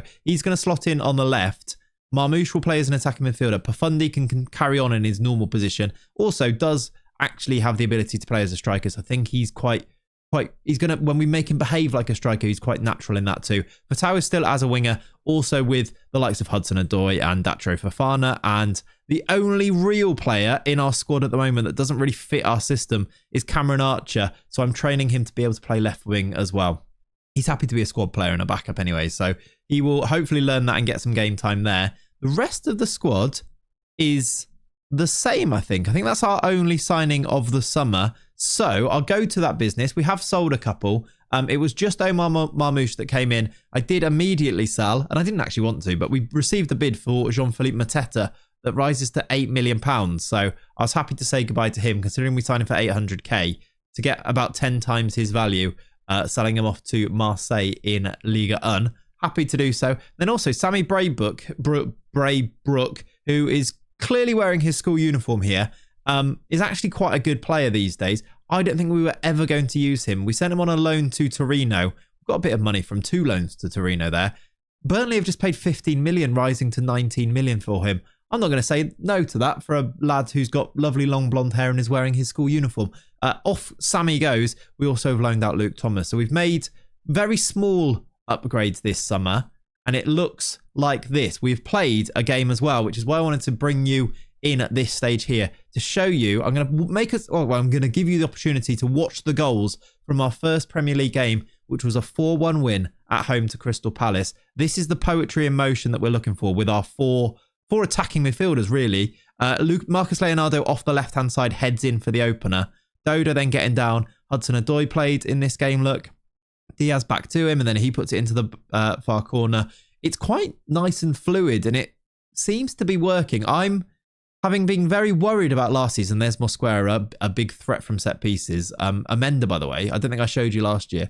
Our other centre-back, or one of our other centre-backs, got a hat-trick in one game from set pieces. So a big part of us being able to get through the games and survive and finish 8th with very defensive was the fact we scored lots from set pieces. That hopefully will continue. This was the 11, and it was very nice. Hudson-Odoi coming in and... Well, did he actually come off the bench? I think it was for an injury, wasn't it? Yeah, in the 15th minute, came on for Fatawu, look, and scored twice, which was very solid. I was worried about last season. This season, I'm actually feeling confident. We're supposed to finish 10th, but if this tactic works in the engine like it did before, which is basically a 4-2-4, but these strikers are just a little bit further back, their starting positions are a little bit further back, I think we can do something this year. If we can build on last year's 8th position, I think we've got an amazing group of players now. Very talented squad. If the tactic works okay, I think we can finish in Europa League place, Champions League places. I'm going to go to January. I think this will be the end of the business. There is a little bit of window open. We still have some money that we could spend, but I think I will leave it at this, to be honest. I'm going to go to January now and see if we can start to actually challenge and do something, because I don't think Strikerless is going to be the hindrance that very defensive probably should have been. Let's go to Jan and find out. It is nearly January, 31st of December, 2026, and I think I was right. This team, this Strikerless team, is performing brilliantly in the league, and I just had a feeling that the quality of the player that we had was going to be able to do this, because I didn't feel like this Strikerless system was too far away from what is prescribed as the meta in Football Manager 2024.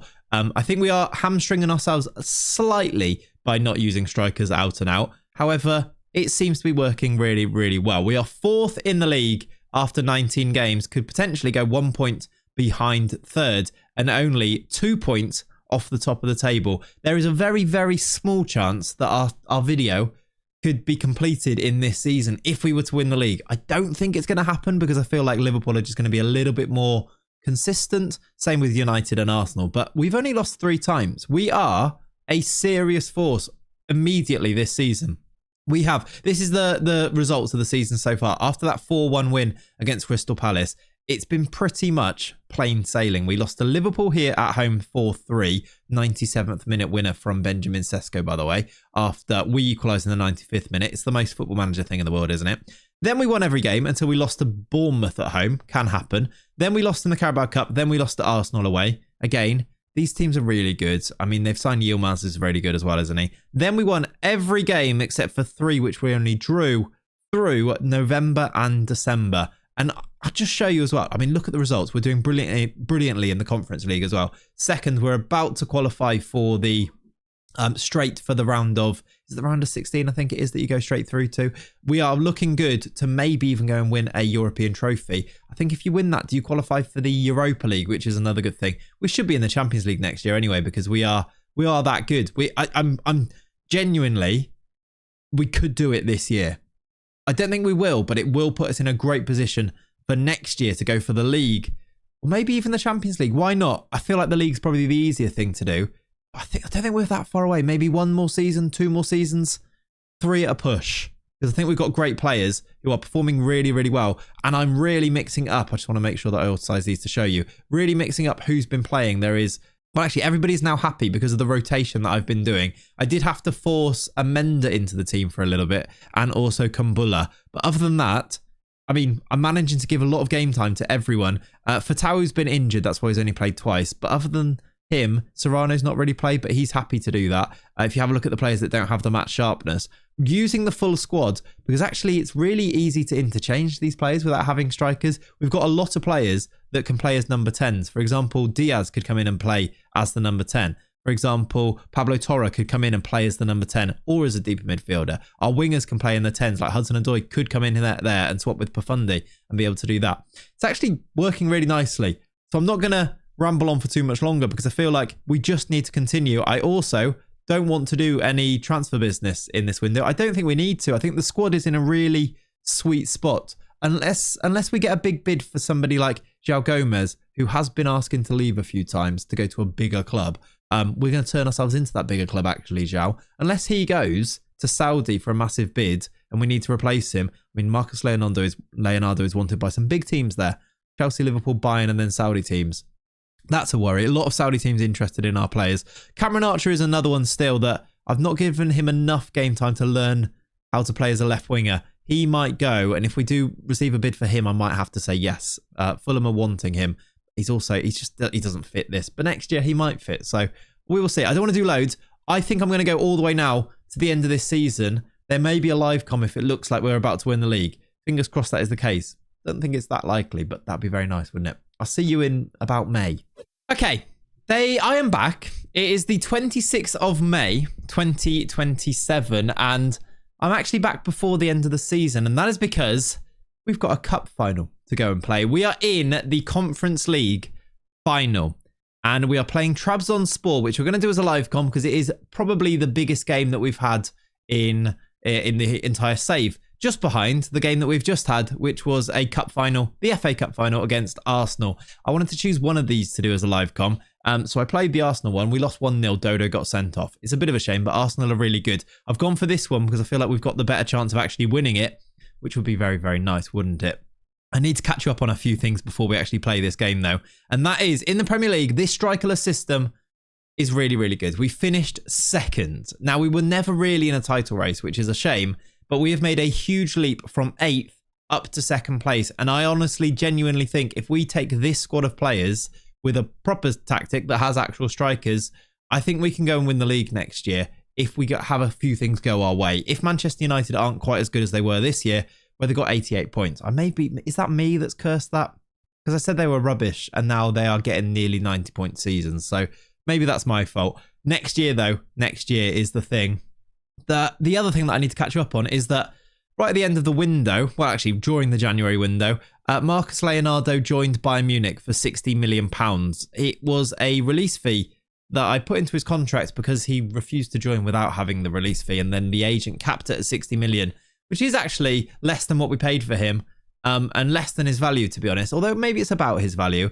He's gone to Bayern Munich, which is such a shame because he was actually so useful playing off the left wing in our strikerless system. Would have been even better as a striker. But these things happen in Football Manager. I decided not to go and bring in another striker because I looked at the available players and I just didn't really know how I'd fit them into the team, especially considering I wouldn't be able to use them as a striker. And I felt like we had enough backups in terms of wingers. So I've maybe left us a little bit short, particularly for this game, because we do have injuries. Hudson-Odoi's injured, and both left-backs are injured, Juve and Elunga, as well as Fatawu not being fully fit. So we don't really have the wingers. Pablo Torre is going to play on the left wing. Serrano is going to play on the right wing. And then Pafundi and Marmoush in the middle. The rest of the team is pretty strong with João Gomez and Diaz in the midfield. They are picked over Vega and Miley. Dodo at right back. Latomba's going to have to play left back, even though he is right-footed, but we don't have any other options there. And then Mosquera and Amenda. I'm going to go Amenda, I think, over Tosin, just because Amenda's actually been so good from set pieces this year. He scored 11 goals, so I feel like having him in the team with his 6'6" brilliant heading feels like the way to go with this one. We might need it because we haven't got strikers. So this is going to be a live com. It's going to be our first chance at European silverware. We'll do it.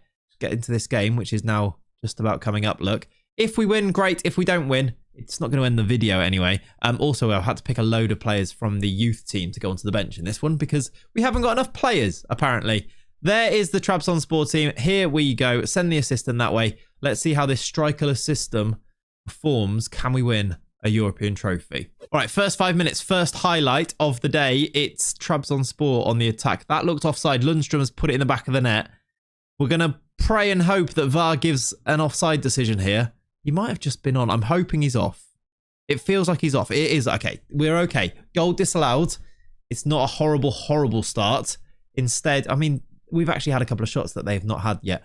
Let's hope we can actually put together a few attacks now. Here comes Fabrizio Diaz. He's been brilliant this year, by the way. The whole team has. It's been a really fun season to go through. The performances have been good. Dodo's gone very close. I think that was a save. That was almost 1-0. We're going to take the corner instead, and Diaz swings it in. There's Amenda. He's our main threat. I say that. Amenda's got 11 goals. Mosquera's got 9 goals. Between them, 20 goals from our centre-back partnership. I think Tosin's got a couple as well, so we are a threat. We've had to rely on that again. Just imagine if we can put everything together. Here we go. Marmoush has nicked it. Marmoush is through, and he's smashed it at the keeper. The keeper's good. This Ogurcan is a good goalkeeper. That probably should have been 1-0. Omar Marmoush with a pretty horrible finish, actually. From that position, you'd hope that he'd put the ball in the back of the net, wouldn't you? 15 have gone, though, and we are the only team that's had a shot. Even though they had a not disallowed goal, but 0 shots from Trabzonspor. I'm going to give them a little bit of encouragement. Here we go. Set piece. Amenda on the end of it? No. Pafundi picks it up. Our star boy.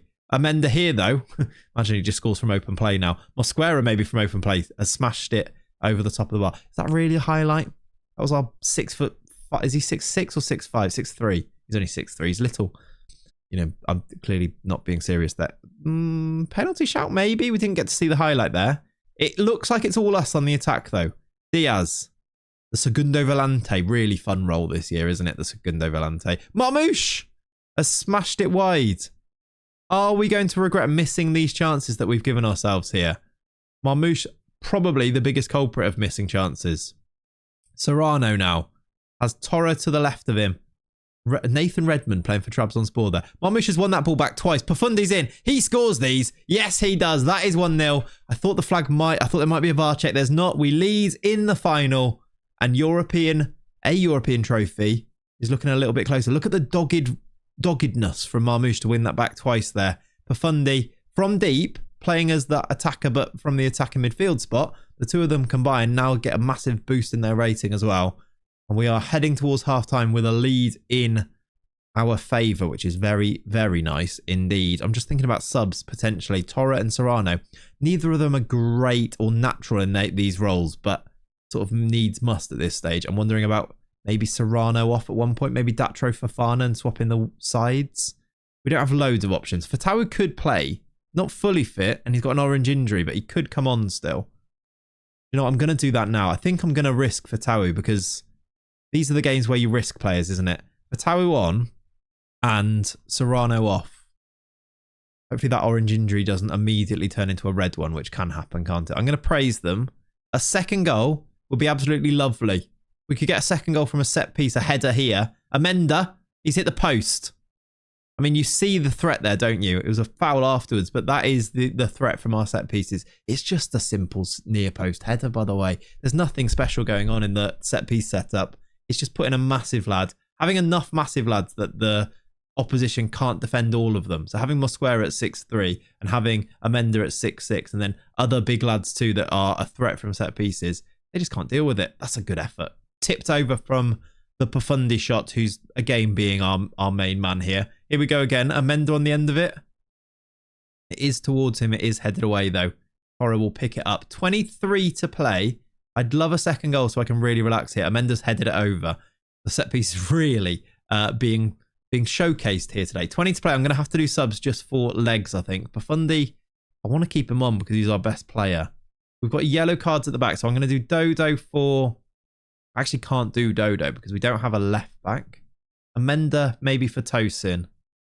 And João Gomez can go for Gabri. In fact, I'm going to do João Gomez for Lewis Smiley. I'm going to do both centre mids off to give us fresh legs in the middle there. Is that a corner? Okay, it's a corner for Trabzonspor. Okay, we've headed it away. There is everybody back for us. So I think that might be because everyone goes back because usually it's the striker that stays forward and we don't have a striker. So everyone comes back to defend on set pieces, which I don't actually know how to change that. 15 to play. A couple of highlights here for Trabzonspor. Enis Bardi, who's great at set pieces, a personal favourite of mine in past saves, is causing a few problems from those set pieces at the moment. That's another thing as well. When you go long from goal kicks, it's usually heading towards the striker. And if you don't have a striker, it just goes back to their centre-backs. But I feel like changing it so you always go short changes the whole philosophy in it. And I don't really want to do that. Because during open play, the long balls are absolutely fine. I have told the keeper to distribute it short, by the way. Just those goal kicks, he does smash them up the pitch. Latombo here. A second goal, please, lads. That's a lovely ball. There's that late run from Pafundi. Puts it in.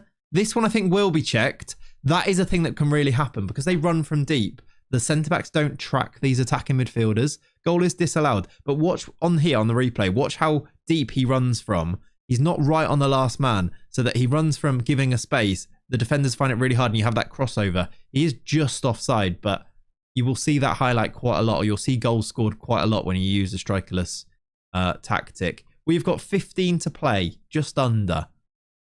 Got a couple of subs, maybe, yeah, 2 subs left if I want to use them. I want to waste a bit more time or run down the clock a little bit here. Give the ball away. We've won the ball back. Pafundi. Make sure Pafundi, yes, he slides it in. This one will count. The main man, Simeone Pafundi, makes it 2-0. And Leicester City are going to be a European champion. Doesn't matter what competition. European champion. You heard that right. It's a terrible back pass. He gets it. He slots under the keeper. 2-0. And that, my friends, should be that. Once again, Simeone Profundi is the main man. They do have a set piece here. Just be a bit careful. That actually might go in. It has. Right. I'm being very confident. There is a VAR check. I think this is going to count. And there is 8 minutes to make sure we see this one through here. Do not blow a 2-goal lead with 10 to play. I don't even want to watch it again. I'm actually going to now... Oops. I don't want to use a match plan. Be very sensible and take off Profundi for... Am I? Who am I going to take him off for? Who do I want to bring on? Let's start with that. Fofana could come on. And then we do Profundi and then you play Torre through the middle there. That's how that works. Let's also go to here and be more disciplined and now time waste because we've got 5 to play. I will stay attacking. I just want them to make sure that when they get the ball, they don't just boot it away from them like they've just done there. That's not a great bit of defending, but Dodo does have it now. He lost it and then won it back again. There is space here for Fatawu to run into. We need players to get themselves into the box. Fatawu maybe to make it 3-1 on your own. Good effort. We win the corner. We should take an age to take this corner now. And then eventually, I assume, punt it in towards Tosin Adarabioyo. Maybe Christian Mosquera. Torre's going to take it and he will take ages. Sort of doing a bit of a dance in the corner there. Don't mind it, Pablo. Keep it going. There's the corner. There's Tosin. And it's headed away. Should be end of highlight. Please be end of highlight. It's actually not the end of the highlight. They're going to catch us on the break. They're offside. It's fine. I wasn't panicking. Surely not panicking after going 2-0 up on the 79th minute. 6 minutes added on. 6 minutes to hold on to. The keeper was just up for an attack there. Ugur-chan. We're into the final minute. Blow the whistle. He has blown the whistle. Okay. We are the Europa Conference League champions. And it feels good. It feels like it's a good step along the way to becoming Premier League or Champions League winners. I am going to say it now. I think next year's the year. I think we've got the squad. If I go big in the window, now that we've qualified for the Champions League, by the way, I think we've been given 85 million. If we go big in the window and really, depending on what the challenge is, we could really cement ourselves as... I reckon we can do it next year. For that, though, we need to go and find out what that challenge is, don't we? So let's get ourselves into this dressing room and find out what we're going to be working with next year. Okay, so these are now our options. There are some interesting, like Brexit 442 would really stop us. That would be nice. £100 million signing would really help. Very attacking would also be great. 7 under 21s is going to be really difficult. Sell all players over 25 could really hurt it. I mean, let's just find out. Some of them are great. Some of them are not so great. We are this year going to be... Okay. This isn't too bad. It's fun. We must sign and play a 38-year-old plus player and can keep them in our team whenever they are available. So if they're injured, then you sort of... Do you know what does that mean? Do we need to bring 2 in case they're injured? I think we're going to say if they're injured, we sort of cop for it. But if they're available, they play every game. This should be fun. Let's go scouting for an old man. Okay, welcome to Leicester City. Dusan Tadic, the 39-year-old. I didn't even go for a 38-year-old in the end because basically there weren't really any available. Jordan Henderson, I'll actually show you on here. When I was searching for a player that was 38 or older, there's actually really not many. Maybe because my scouts couldn't find them. These are the options. Jordan Henderson, who wasn't interested, or actually no, when I tried to sign him, approached to sign, he's not interested and he wants to be a set piece coach. And then there's Martin Hansen. And that is about it. Did he used to play for Liverpool? I feel like he did. Look at that for knowledge. Back in 2006 to 2012, he was a backup goalkeeper for Liverpool who never played. In the end, our options were few and far between. So I've gone for a 39-year-old Dusan Tadic. Nevertheless, I think we're about to win the league with Dusan in our team. I've been playing him, or so far, in the pre-season games. And in the first game of the new season, I think actually, if you think about it, he's a really good old player to come in because I don't think he was ever reliant on his speed or his physical attributes. And he's got amazing mentals and technicals. I'm hoping he can do a job for us. Fingers crossed, more of this is the key for this season. We have won our first game of our season where I'm targeting a league title here. If we don't do it this year, I will actually maybe be disappointed. We've beaten Liverpool away from home in the first game of the season. So it's a good start, definitely. We are back playing a 4-2-3-1. We've got ourselves 2 very, very late goals. Maybe a little bit lucky to win this game here, but goals from the main man, of course, Simeone Pafundi in the 88th minute and then the 93rd minute after Liverpool did take the lead in the first half with Ryan Gravenberch with a very nice finish actually into that far corner. Doesn't matter because we've got character. Even with Dusan Tadic, who I think by this stage had gone off because he does get very tired. And I think he got a 6.2. Lovely finish from Pafundi. That made it 1-1. And then in added time, a ball across the box and then tapped in by Pafundi in the 6-yard box. 2-1 win. Let me just check. What time did... Yeah, Tadic got a 6.2 and went off in the 70th minute. But 70th minutes from the start. Remember, the rule that I've imposed on myself is that he has to play every game that he's available for. We might kill him. And if that does happen, I can only apologise to Dusan Tadic's family. Otherwise, though, it's a really, really good start. Have you noticed some new signings in the 11? There are a couple. First one is Pedro Porro. I've decided to strengthen at right back. He was transfer listed at Real Madrid, so I've bought him for £35 million. It's 20 million rising to 35 million. So 20 million now and then 15 in instalments. He is just a top quality right back, which I think makes us better. It means that Dodo becomes a backup and I've sold Latombo. I'll show you the transfer business in a second. And then the next bit of business is I've brought in João Pedro. I adore João Pedro as a footballer. I think he's brilliant in real life for Brighton. And I thought it'd be a nice one to bring in here because he's homegrown in nation. Remember, I had those registration issues. 95 million we've spent. It actually is, I think it was 40 million now and then 55 million eventually with all the installments. Either way, he's come in. He's made a really horrible debut and got a 6.3. But I think he's going to make us better. I think that's it for business. Yeah, just those 3 that have come in. 131 million pounds spent. No real money raised this year. I've let Datro Fofana go on loan and I've sold Latomba, as I mentioned before. And finally, Luke Thomas has actually left the club for 600k. I think that is it, though. I was actually having a look at all of our transfer business. We've maybe spent, if you do the net spend for the entire save, I think we're at about 100 million. And that really comes from this season here because overall, we made profit there. We spent a little bit there, maybe 70 million. But we broke even there and then we made a profit in the first season. So it kind of almost adds out. It's about 100 million pounds spent, which I think if we can go and win the league now, that would be nice. There's an injury here. 2 to 4 weeks for Pedro Porro. That is a bit of a shame. I think, though, with this gang of lads, with a little bit of the window still to go, with Dusan Tadic here, this is the system we're going to use, by the way. It's a 4-2-3-1. It's pretty similar to what we used in season 1 before we had to push up the fullbacks. And I think it will get the best out of these players. It allows Tadic to hopefully not have to run around too much, using maybe João Pedro as a winger, but also maybe using him up front and then dropping him. And these guys can all rotate basically all around all of these positions. But I quite like Marmoush through the middle, João Pedro wide with his physicals, which are quite strong. But yeah, that is the plan. This is the squad. I'm going to go now with Dusan Tadic staying very much in the team and play until about January. I'm really hoping, what a start that is, I'm really hoping it's a title push, a title race of a season. I'll see you in Jan.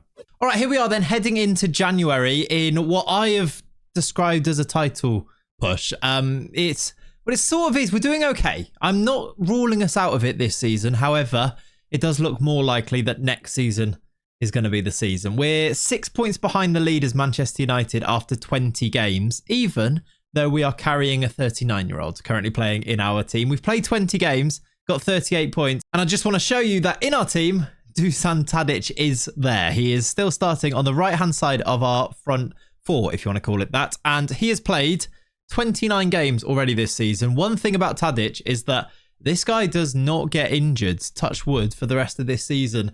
He's now 40. He's 40 years old, but he's still there in every single game. 20 league games. Look, 20 games started, 20 games played. If I show you the table, we've played 20 games and he's played in all of them, which is actually a credit to him, to be honest. We've won 11 of our 20 games, so dropping points in 9, drawn 5, lost 4. We need to improve on that if we're going to go and win this title this year. I'm not going to rule us out. However, it might be a little bit of a bridge too far just at this stage. Maybe 1 or 2 extra players, maybe 1 more season of these players developing, and maybe that would be the time. It's been a good start to the season, though. After that 2-1 win at Liverpool, we went through August and September with just a few losses. We lost to Ipswich away, which that was a disappointment, but early in the season. We then lost to West Ham, both away games. Then we did win against Wolves, Ajax, Everton. In the Champions League, we're doing very well, actually. We are in the top 7. We're already at least going to go through to the playoffs. I'm hoping we can get that by finishing in this top 8 here. We should do. 13 points from our first 6, 2 games to go in that one. And then really, after that, look, we didn't lose a game from October all the way through November until we got to December, which is where actually this 6-point gap has started to develop. It's a bit of a shame because the 2 teams above us are Manchester United and Tottenham Hotspur. And the 2 teams we've recently lost to are Manchester United and Tottenham Hotspur, both away from home, which does mean that we play them both at home in the second half of the season. We are very much banking on the fact that we can turn those results around and maybe, just maybe, close this gap, which is 6 points. Our goal difference is about the same. I think we can do it. Let me put the full information on here once again so you can see how we've been playing. Dusan Tadic, the other thing I've not mentioned is the fact he's got amazing set pieces. He's got 14 assists from, well, he's played every game, but because he can take amazing free kicks and really good corners too, he's on all of our set pieces. And because we score so many set pieces, Amenda's scored 5, Mosquera's scored 3, he's actually chipping in with a whole load of assists, 14 assists and 6 goals from that right-hand side. Pafundi is, again, every single year, I feel like we're saying this, the star man, 11 goals, 4 assists from him. Marmoush scored 12, starting as our main striker, and it's been a quiet but decent start from João Pedro, 6 goals, 2 assists from him. His average rating's a little bit further down, but he has been playing sort of all over the place. If you have a look at his form, he's played left wing, right wing, and as a striker in different games, so maybe not having a settled position has not really allowed this form to be as good as it could be. Either way, overall, I'm pretty happy. I do have a little bit of squad stuff that I need to try and fix here. Why is Alunga now? Oh, yeah, it's because he got sent off.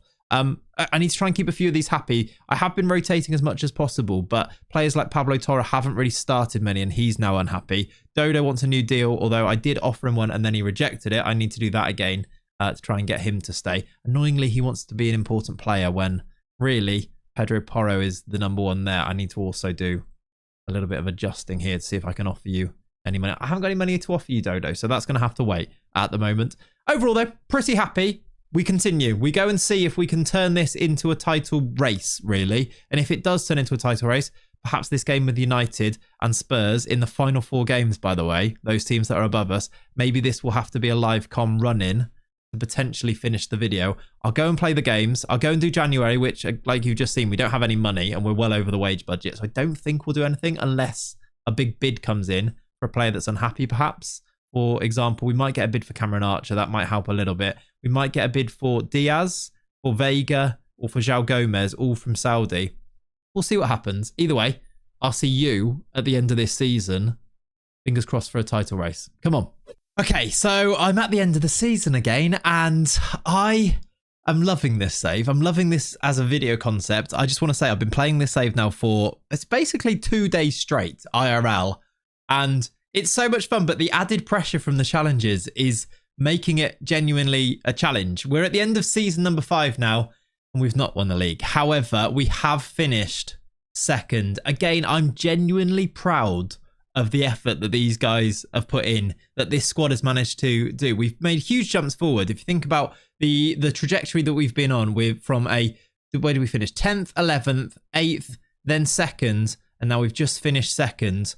Again, it's 2 seasons in a row that we've finished 2nd in the league. 80 points last year, 77 points this year, 82 points won the league. So we're so close. If we can breach that 85-point mark, we will be champions. I'm pretty sure of it. This year, though, we were a little bit hamstrung by the fact that we had to have a 40-year-old playing every game.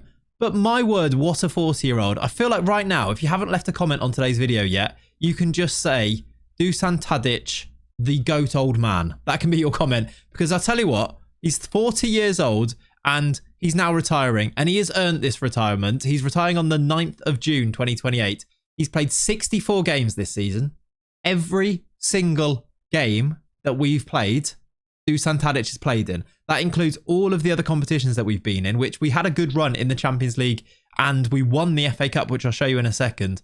He got 14 goals and got 20 assists. He's 40, turning 41 in November as well. So he's actually not that far away from being 41. And you know what? He's going to retire, and I'm going to make him a coach if he wants to be a coach, or whatever staff member he wants to be. Can I actually offer him a under-18s coach? Let's do it right now. You are becoming one of our under-18s coach. What a man. But next year, when we have a proper winger in there, I think it'll help us even more. It's been a great season. I don't really feel like the actual results I need to show you here. We've actually won the Carabao Cup. We beat Spurs 1-0 with a 95th minute from Omar Marmoush. We did great in the Premier League, as you can see by these results here. We won some games like 7-1 for this game here. We won, I mean, that was a hat-trick from Callum Hudson-Odoi in that game. FA Cup, we made it all the way to the final. Look at this, actually, I just need to show you. We played Arsenal 4 times between the 22nd of March and the 15th of April. So in less than a month, in about 3 weeks, we played Arsenal 4 times. In home and away in the Champions League, in the FA Cup semi-final, and in the league. We lost them in the league. We got knocked out by them in the Champions League. We beat them 3-0 at home and then lost 5-0 to them away from home. Sometimes Football Manager decides that you're not going through, and that felt like one of those games. By the way, we won this game 7-5 against Brighton. A hat-trick from João Pedro, a goal from Dusan Tadic. He did score goals. And then a really good run towards the end of the season. We won the FA Cup final against Chelsea 4-1 in extra time. Tadic equalised, and then Marmoush, Torre, and Fatawu with the goals in extra time to win it 4-1. Amazing season. We scored a load of goals. Look at the actual goals, goals for and against. 86 goals, the most in the league. One more than Manchester United, who won the league. 50 goals conceded isn't that bad, but it is maybe a little bit high. That's because we play so attacking, though. We are an attacking team. We do have attacking talent. I think it's worthwhile.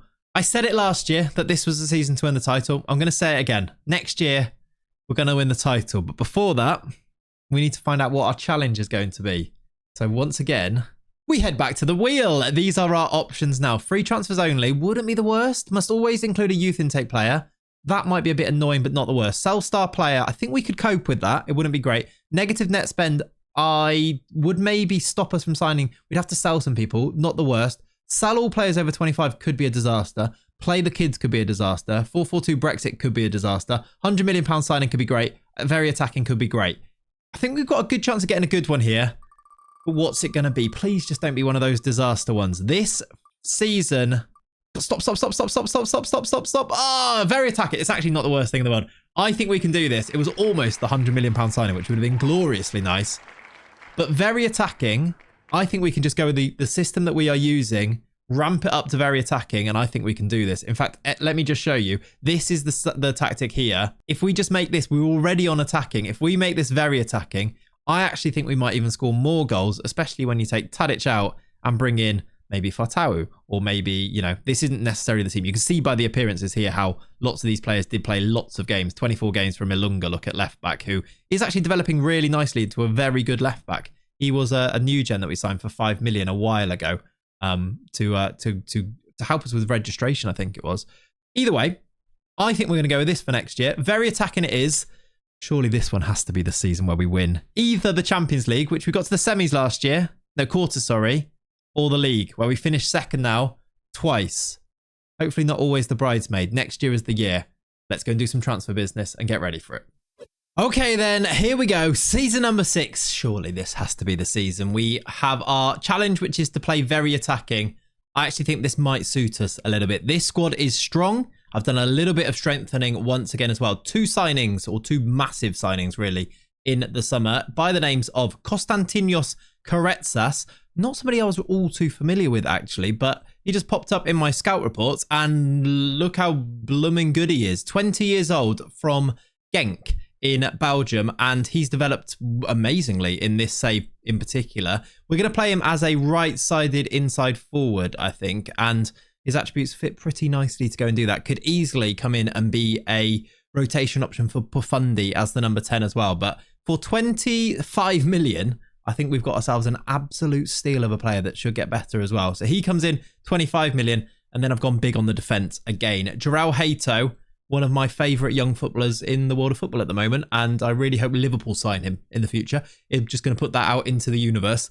Is really good on FM as well. Signed him for 88 million. It was about 40 million pounds up front, and then we've structured the rest of that deal too. The reason I've gone for him is because obviously I think I'm going to use him mainly as a centre back, but we've got that really young left back in Ilunga, and I'm just wondering whether we need a good left back in the meantime, because we do have other good centre backs. So Hato can play both, which is useful for us to have. The reason I wanted to sign a centre-back is because Tosin Adarabioyo did leave on a free contract. He didn't really want to sign a new contract after not playing enough games last season. Similar story with Fatawu, who wanted loads of money, so I've let him go to Bayern, and then he went there and was on 74k a week. So maybe he didn't want the money. Maybe he just wanted to leave. In the end, though, those two went, so I replaced them with new winger, new centre-back, as well as, I think, strengthening things too. As I mentioned, we do have other good centre-backs. Amenda and Kumbulla could also still play if I wanted to play Hato as a left-back, which he could do. Amenda, obviously, he's been here from the start and has been really, really good for us. The tactic looks like this. The squad looks like this. Maximiano in goal. Porro, Mosquera, Hato, Ilunga. Ilunga are continuing to develop into a good left-back, by the way. Diaz, João Gomez, but also Gabri Veiga can come in and do either of these roles. Lewis Miley as well. And then Corretzas, Pafundi, Marmouche, and João Pedro. These two could go either way around. We've got no real money left over. A little bit. If I wanted to go and do one more signing, I probably could.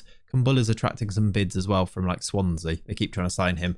But I think right now, I'm happy to go and attack this season. We've got good backups, quite a small squad again.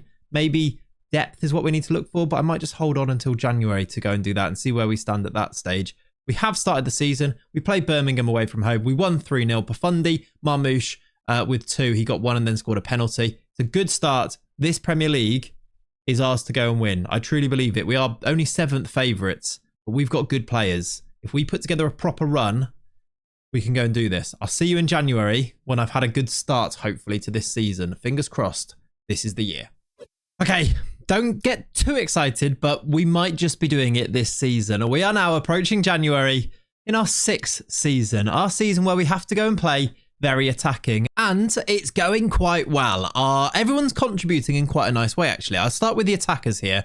The new signing, Corretzas, has been a bit of a revelation, actually. 16 goals in 28 games so far, as well as, when I auto-size this, as well as a very nice 7 assists. In the middle, the main man, Simeone Pafundi. Here he is, by the way. I feel like we don't click on his profile screen enough to show you what a player he is and how good he's been in these seasons so far. Since joining, hasn't had a season where he's not been above a 7 average rating. So good.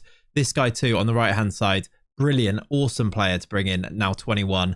Between them, they've given us a lot of goals, provided a lot of goals for us. And João Pedro, playing on the other side, playing on the left wing, has scored 12 and got 2 assists. And then Omar Marmouche through the middle. He's one that's not played as much. He's been rotating with Callum Hudson-Odoi, who's played 24 games, using them like this way around. He's got himself 11 goals in 12 starts, though, 13 sub appearances. You can see by the subs, look, everybody has been chipping in. But the thing you want to know is, what does the table look like? We are currently top. After 21 games, we're top by 2 points. We did recently have a little setback in our second loss of the season, a 2-1 loss at home to Newcastle. This was a bit of an annoyance because it would have made things... Imagine we won this game, we'd now be 4 points clear. That's not the way that Football Manager likes things, though, is it? We are, though. We're in a really good position. We've drawn a few games, lost a couple of games. But overall, top of the Premier League. We are in the top 4 of the Champions League after 6 games, unbeaten in those games too. Drawn 2 games against Ajax, Roma, beaten Legia, AC Milan, Bayer Leverkusen and Schalke. So should go through in that too. And we have gone through to the Carabao Cup semi-final where we've got a 2-legged affair against Manchester City.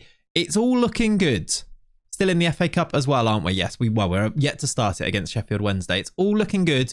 We do have a little bit of money to spend. I might sell Datro Fofana to the highest bidder as well, as you can see here.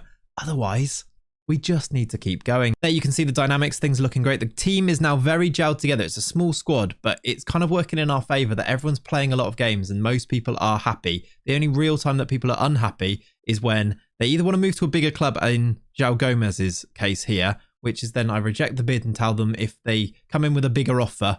You know, when you set the amount that you... So for João Gomez, I said, if they offer 40 million, I'd accept it. And he seems happy with that. I think that's one of our promises. I think it might be a promise for both of them, yeah. If a bid comes in that is our agreed sale price, I will accept it. But no one's going to bid about 100 million for Christian Mosquera, for example. So I think we'll be okay there. We just need to keep going. I'm going to go now and play the January window. And potentially... we might have some live comms to finish this season. We might not. Our run-in, Burnley, Swansea, Brighton, Ipswich, Fulham, Everton. If we can get through this group of games where we play, well, I mean, even in the league, there's not that many. We play City in the league there. We play United and Chelsea, Liverpool. This run here against these 3 teams, and then Villa, then Spurs. If we can get through Feb and March, if we're still top at this stage, surely it's in our hands to throw away. Surely we can do this in 6 seasons. I'm going to go do January and let you know how that goes. It's the end of January and things are still going pretty well. One thing to update you on is that we are now second, but nothing to panic about, I don't think anyway. We are 1 point behind Liverpool, but we do have a game in hand. A little bit worrying in that in our most recent game, we did lose or draw to Crystal Palace and we lost to Real Madrid, but it's not the end of the world, I don't think. I'm hoping that we're still going to be fine if we win our game in hand. I'm not quite sure which game that is. We are through in the Champions League as well, even though we did lose to Real Madrid. We finished in the league phase, which is here. 5th look overall, 8 games, 5 wins, 2 draws, and then that 1 loss against Real Madrid puts us through to the round of 16. We don't know who that opponent's going to be yet, but all is still on track for things to go well. I'm now going to go and play. I'll play February and March, and I will update you on how we go through these. These are maybe the most important ones. I am slowing it down because I do feel like this is it. This is the crunch now. We have to go and make the most of this. We might win the Champions League. There is still that, but the Premier League is there for us to go and hopefully pull away and go and win. The team is performing well. You can see Marmoush has got 15, Pedro's got 14, 18 from Clayts on the right-hand side. Everyone is scoring goals, contributing. Just keep it going, lad. Keep it together. Keep it going. I'll see you in like April. Okay, so I'm back a little bit sooner than originally planned, and that is because I think we've got a title decider on our hands right now. We've got Liverpool at home, and it's the 3rd of March. We are currently 2 points behind Liverpool with a game in hand. So if we beat them here, we go above them, and we'd still have a point above them, and we'd still have a game in hand over them. And then with our run-in, which I think is quite kind, once we get through this spell here of Brighton, City, Brighton, United, Villa, Spurs, it's Burnley, Swansea, Brighton, Ipswich, Fulham, Everton. I think this is actually a title decider. Here's how the rest of basically February has gone. We beat Wickham 10-1. We won the Carabao Cup again. That's another, I think that's back-to-back Carabao Cups now, but we don't really care about those. We did draw 2 games in the league, which has let us down. We could be top already by now. We beat Chelsea, lost to Real Madrid, which is also why I'm really honing in on this Liverpool game. It might end up being our one shot, the Premier League rather than the Champions League, because we got Real Madrid in the round of 16. We do go and play them at home. We might turn it around. It's only a 2-goal deficit, but it might all come down to this Liverpool game here. So I'm ready to go. I've picked the team. I'm going to go with this 11 here. One change that I have made, Clayts, I've swapped with Profundi. Both of them are our main man, but Clayts is just another level. Honestly, he's got 22 goals in all comps this year. He's got 12 in the league, 5 assists too, 22 in 37. He is just so good that I want him to be the main man in everything. With Profundi from this right-hand side, he's left-footed, so it does fit us quite nicely. Hudson-Odoi starts on the left, João Pedro up front.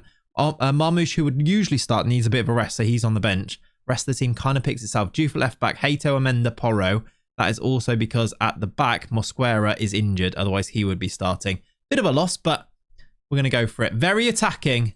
Go and attack against the league leaders, Liverpool. Can we put ourselves back to the top of on our perch at the top with not that long to go? I don't want to do the interview. We're underway. Here's me. I've got my hoodie on. High-fiving. Is that Arne Slot still? I assume it is. He's got the bold head of Arne Slot right there. I don't want to say it all comes down to this, but it kind of does. Look at that Liverpool team, by the way. They're starting Darwin Núñez on the left with Benjamin Sesko up front. We've got a corner. We're good from these. Can we make a chance from it? Juve into Porro. Get it wide again. Hato into Juve again. We're going backwards. Sometimes these long highlights can result in a goal, though. Juve is going to get a cross in, I think. There he goes to Hudson-Odoi, who does cross. João Pedro beaten in the air. And then Darwin Núñez heads it away. The highlight's a long one. Sometimes long highlights mean goals. I'm saying that right now. João Gomez given away, one back. That also sometimes equals goal. Profundi. João Pedro, that's a beauty. Profundi with the volleyed cross. There is a VAR check. It might be João Pedro in the middle. I think this goal might count, you know. It does. We lead in what I'm calling a title decider. I really hope we don't win this and then bottle the league, but I'm calling it a title decider. This shows our credentials. That's a lovely volleyed cross from Profundi. He's been the main hero of the save, I think, hasn't he? Him and Dusan Tadic, the main heroes of the save. He is onside João Pedro. We lead 1-0. First shot on target of the game. I'm going to praise them. Hopefully it gives them a bit of confidence. Maybe to go and get a second goal from João Pedro here. No. Always, by the way, you see a highlight like that where it takes a long time and it recycles it a few times, and then they win. They do a tackle but don't win the ball. Oh my word, we scored. He's given a free kick in the middle. But yeah, do you know when they tackle you, but then you get the ball back immediately? It's like a failed tackle. Always means that a goal is coming up. We did have the ball in the back of the net again there, but we're not going to be 2-0 up. Perhaps now. It's been a very good start from us. This very attacking approach. Hudson-Odoi, what a run that is. He's put it wide. Very reminiscent of the goal that he scored at Anfield. The winner for Forest against Liverpool in real life this year, that one. Bending it into that corner, but not to be on this occasion. Good start from the Foxes, though. 20 minutes in, we've restricted Liverpool to nothing, and we've given ourselves a lead. Let's look at that. Let's get that league table up there once we go back outside of this highlight. Nicked in front by Juve there. Into Hudson-Odoi. Into Katsu. Oh, there he is. Honestly, Clayts is... I don't think I'd even seen him in a save before. Go and check him out in your saves. Is he as good as he is in this save here? Because he is, I reckon, the best player in the world. And I don't think I'm exaggerating by looking at his profile. He's just smashed that in. It is deflected. But we lead 2-0 against our biggest title rivals. We'd be a point clear with a game in hand. With what, 9 games to go? That is a nice position to be in. And 9 games to go, and they've only got 8 games to go to try and catch us. It's a great position to be in, isn't it? Hopefully we see this game through, though. Good tackle from Clayts there. Tracking back and doing his bit as well. Nice to see Amenda, by the way. Been here since the very beginning. I think it was second year that we signed him. First year we could only sign homegrown players, and we signed Jeffrey Schlupp. Who did not do very well for us. It's come a long way since there. We've come a long way from there. He scored again. He's genuinely the best player on the game. Clayts. Like, where has he come from? He smashes it in near post again. We're 3-0 up. João Hato into Hudson-Odoi. The underlapping run from attacking midfield, look. And he goes early. I don't know if that one deflected as well. I don't think this one did. But Alisson couldn't keep it out. We're 3-0 up. Half an hour played. We're in dreamland a little bit. We're in potential bottle job land though as well. Maybe we won't bottle it because we're very attacking. Oh, it's a tackle from Konate. I thought he was going to foul him. Hudson-Odoi's got it back though. João Pedro heads it wide. Half an hour played. Do I tell them now? Just be a bit more disciplined. Like, we're 3-0 up. We don't need to be silly. Like, this is where I'd love to go not very attacking and drop it down, but I don't have that option. We need to keep attacking because it is our challenge, but I think it's working quite well. Very attacking, weirdly. I remember at the start of this year's game. Hang on a second. Hold that thought. We might score a fourth here. Hudson, he's done a Rabona cross and we've scored from it. HMS take the P from us there. We're 4-0 up. I think Hudson-Odoi does a Rabona cross on the floor here. And then Pafundi scores. He does. And then Pafundi smashes it in. 4-0 up in the first half. Why was I worried? This isn't a title decider. This is a title crowning match right here. Our front four are playing brilliantly. I think that was after I told them to be more disciplined, by the way. They're doing Rabona crosses after that. That's not very disciplined. Alexis McAllister doesn't have loads of pace, so I feel like we might be able to deal with this counter-attack. We do. I just wanted to get us to... I was going to say I wanted to get to half-time. I don't. I want to keep scoring goals. We're 5-0 up in the first half.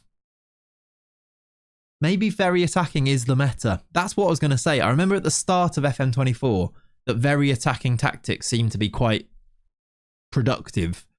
I didn't think they were anymore, but maybe they are, because in this first half, we've taken Liverpool to the cleaners. In at half-time, 5-0 up. I mean, I've just told them that I wasn't very happy accidentally. It was a misclick, but maybe that is the high standards that we keep ourselves to.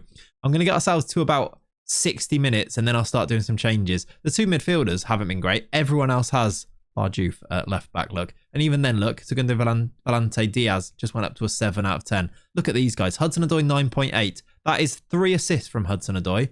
One of them, that ridiculous Rabona cross for the Pafundi goal. Pafundi's got 1 assist and 1 goal as well. João Pedro scored a goal. Clayts has got himself... Is it 2 goals? Yeah, 2 goals. One, and both of them assisted by Hudson-Odoi. Very similar goals, weren't they? 1 deflected. Right, we're at 65. Time to do changes. Who's most tired? Pafundi is... I might leave him on. Gabri Vega's going to come on. And Pablo Torre's going to come on too. 2 changes in the midfield. I think you're actually training still to be that position. So we'll do that. Hudson-Odoi also, maybe. We'll do Marmoush on. And we'll pop him up front, actually. I know he needs a rest, but he wasn't injured. He's just a little bit tired, Marmouche. So we'll go with that.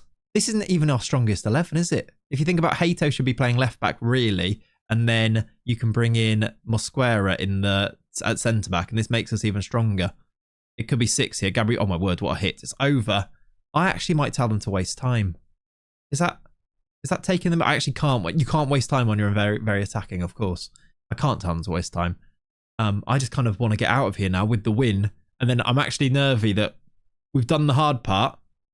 We have to make sure we go and do the easy part. Diogo Jota's got a goal back. It's 5-1. Do you get very tired with very attacking? I think you do. I think I have noticed they do get very tired, but I don't think we're going to blow a 5-goal lead, are we? I mean, this video may never see the light of day if that was the case, by the way. Let's bring a Lunga on at left back as well, the youngster. We've got a corner, which I think I've now cancelled the highlight of, which is not the end of the world. Get ourselves to the end of this game. We've got a better goal difference. We've got a point advantage, and we've got a game in hand. We just need to go and beat the teams we're supposed to beat now, and this title should be ours. This should be the moment. All right. I'll see you at the end of the season and see if we can get the job done. But to me, that feels like job done. I'll see you in May. Okay, we've done it. It's done. It's finished. It's finally finished. If I seem a little bit exasperated, it's because I've spent genuinely 2 entire days playing this save, getting to this point. I did feel like it might never have happened, but it has happened. It's come when we weren't actually playing. We've won most of our games since I last saw you, since that win against Liverpool. We tripped up in one game. We lost to Villa, but we did win the rest of the Premier League games. We've also qualified for the FA Cup final. We also went out of the Champions League to Real Madrid. But finally, after Liverpool just lost to Manchester City, we are now officially the champions. It's a double, might even be a treble for the season. We've got 85 points. Didn't I say if we can get an 85-point season, we'll be champions? We actually, technically, could get a 91-point season. It is a genuine, proper title-winning campaign from us this year. Couldn't be prouder of the lads. Couldn't be happier with the way that some of the signings just came out after the way that they've actually provided for us this year. Clayts, 7.44 average rating, 15 goals, 9 assists, 25 million this guy cost us. He's got 27 goals in all competitions as well. What a signing. Just that little bit to take us over the edge. João Pedro got 16 goals as well. It's not quite Erling Haaland numbers of 27, but very, very useful.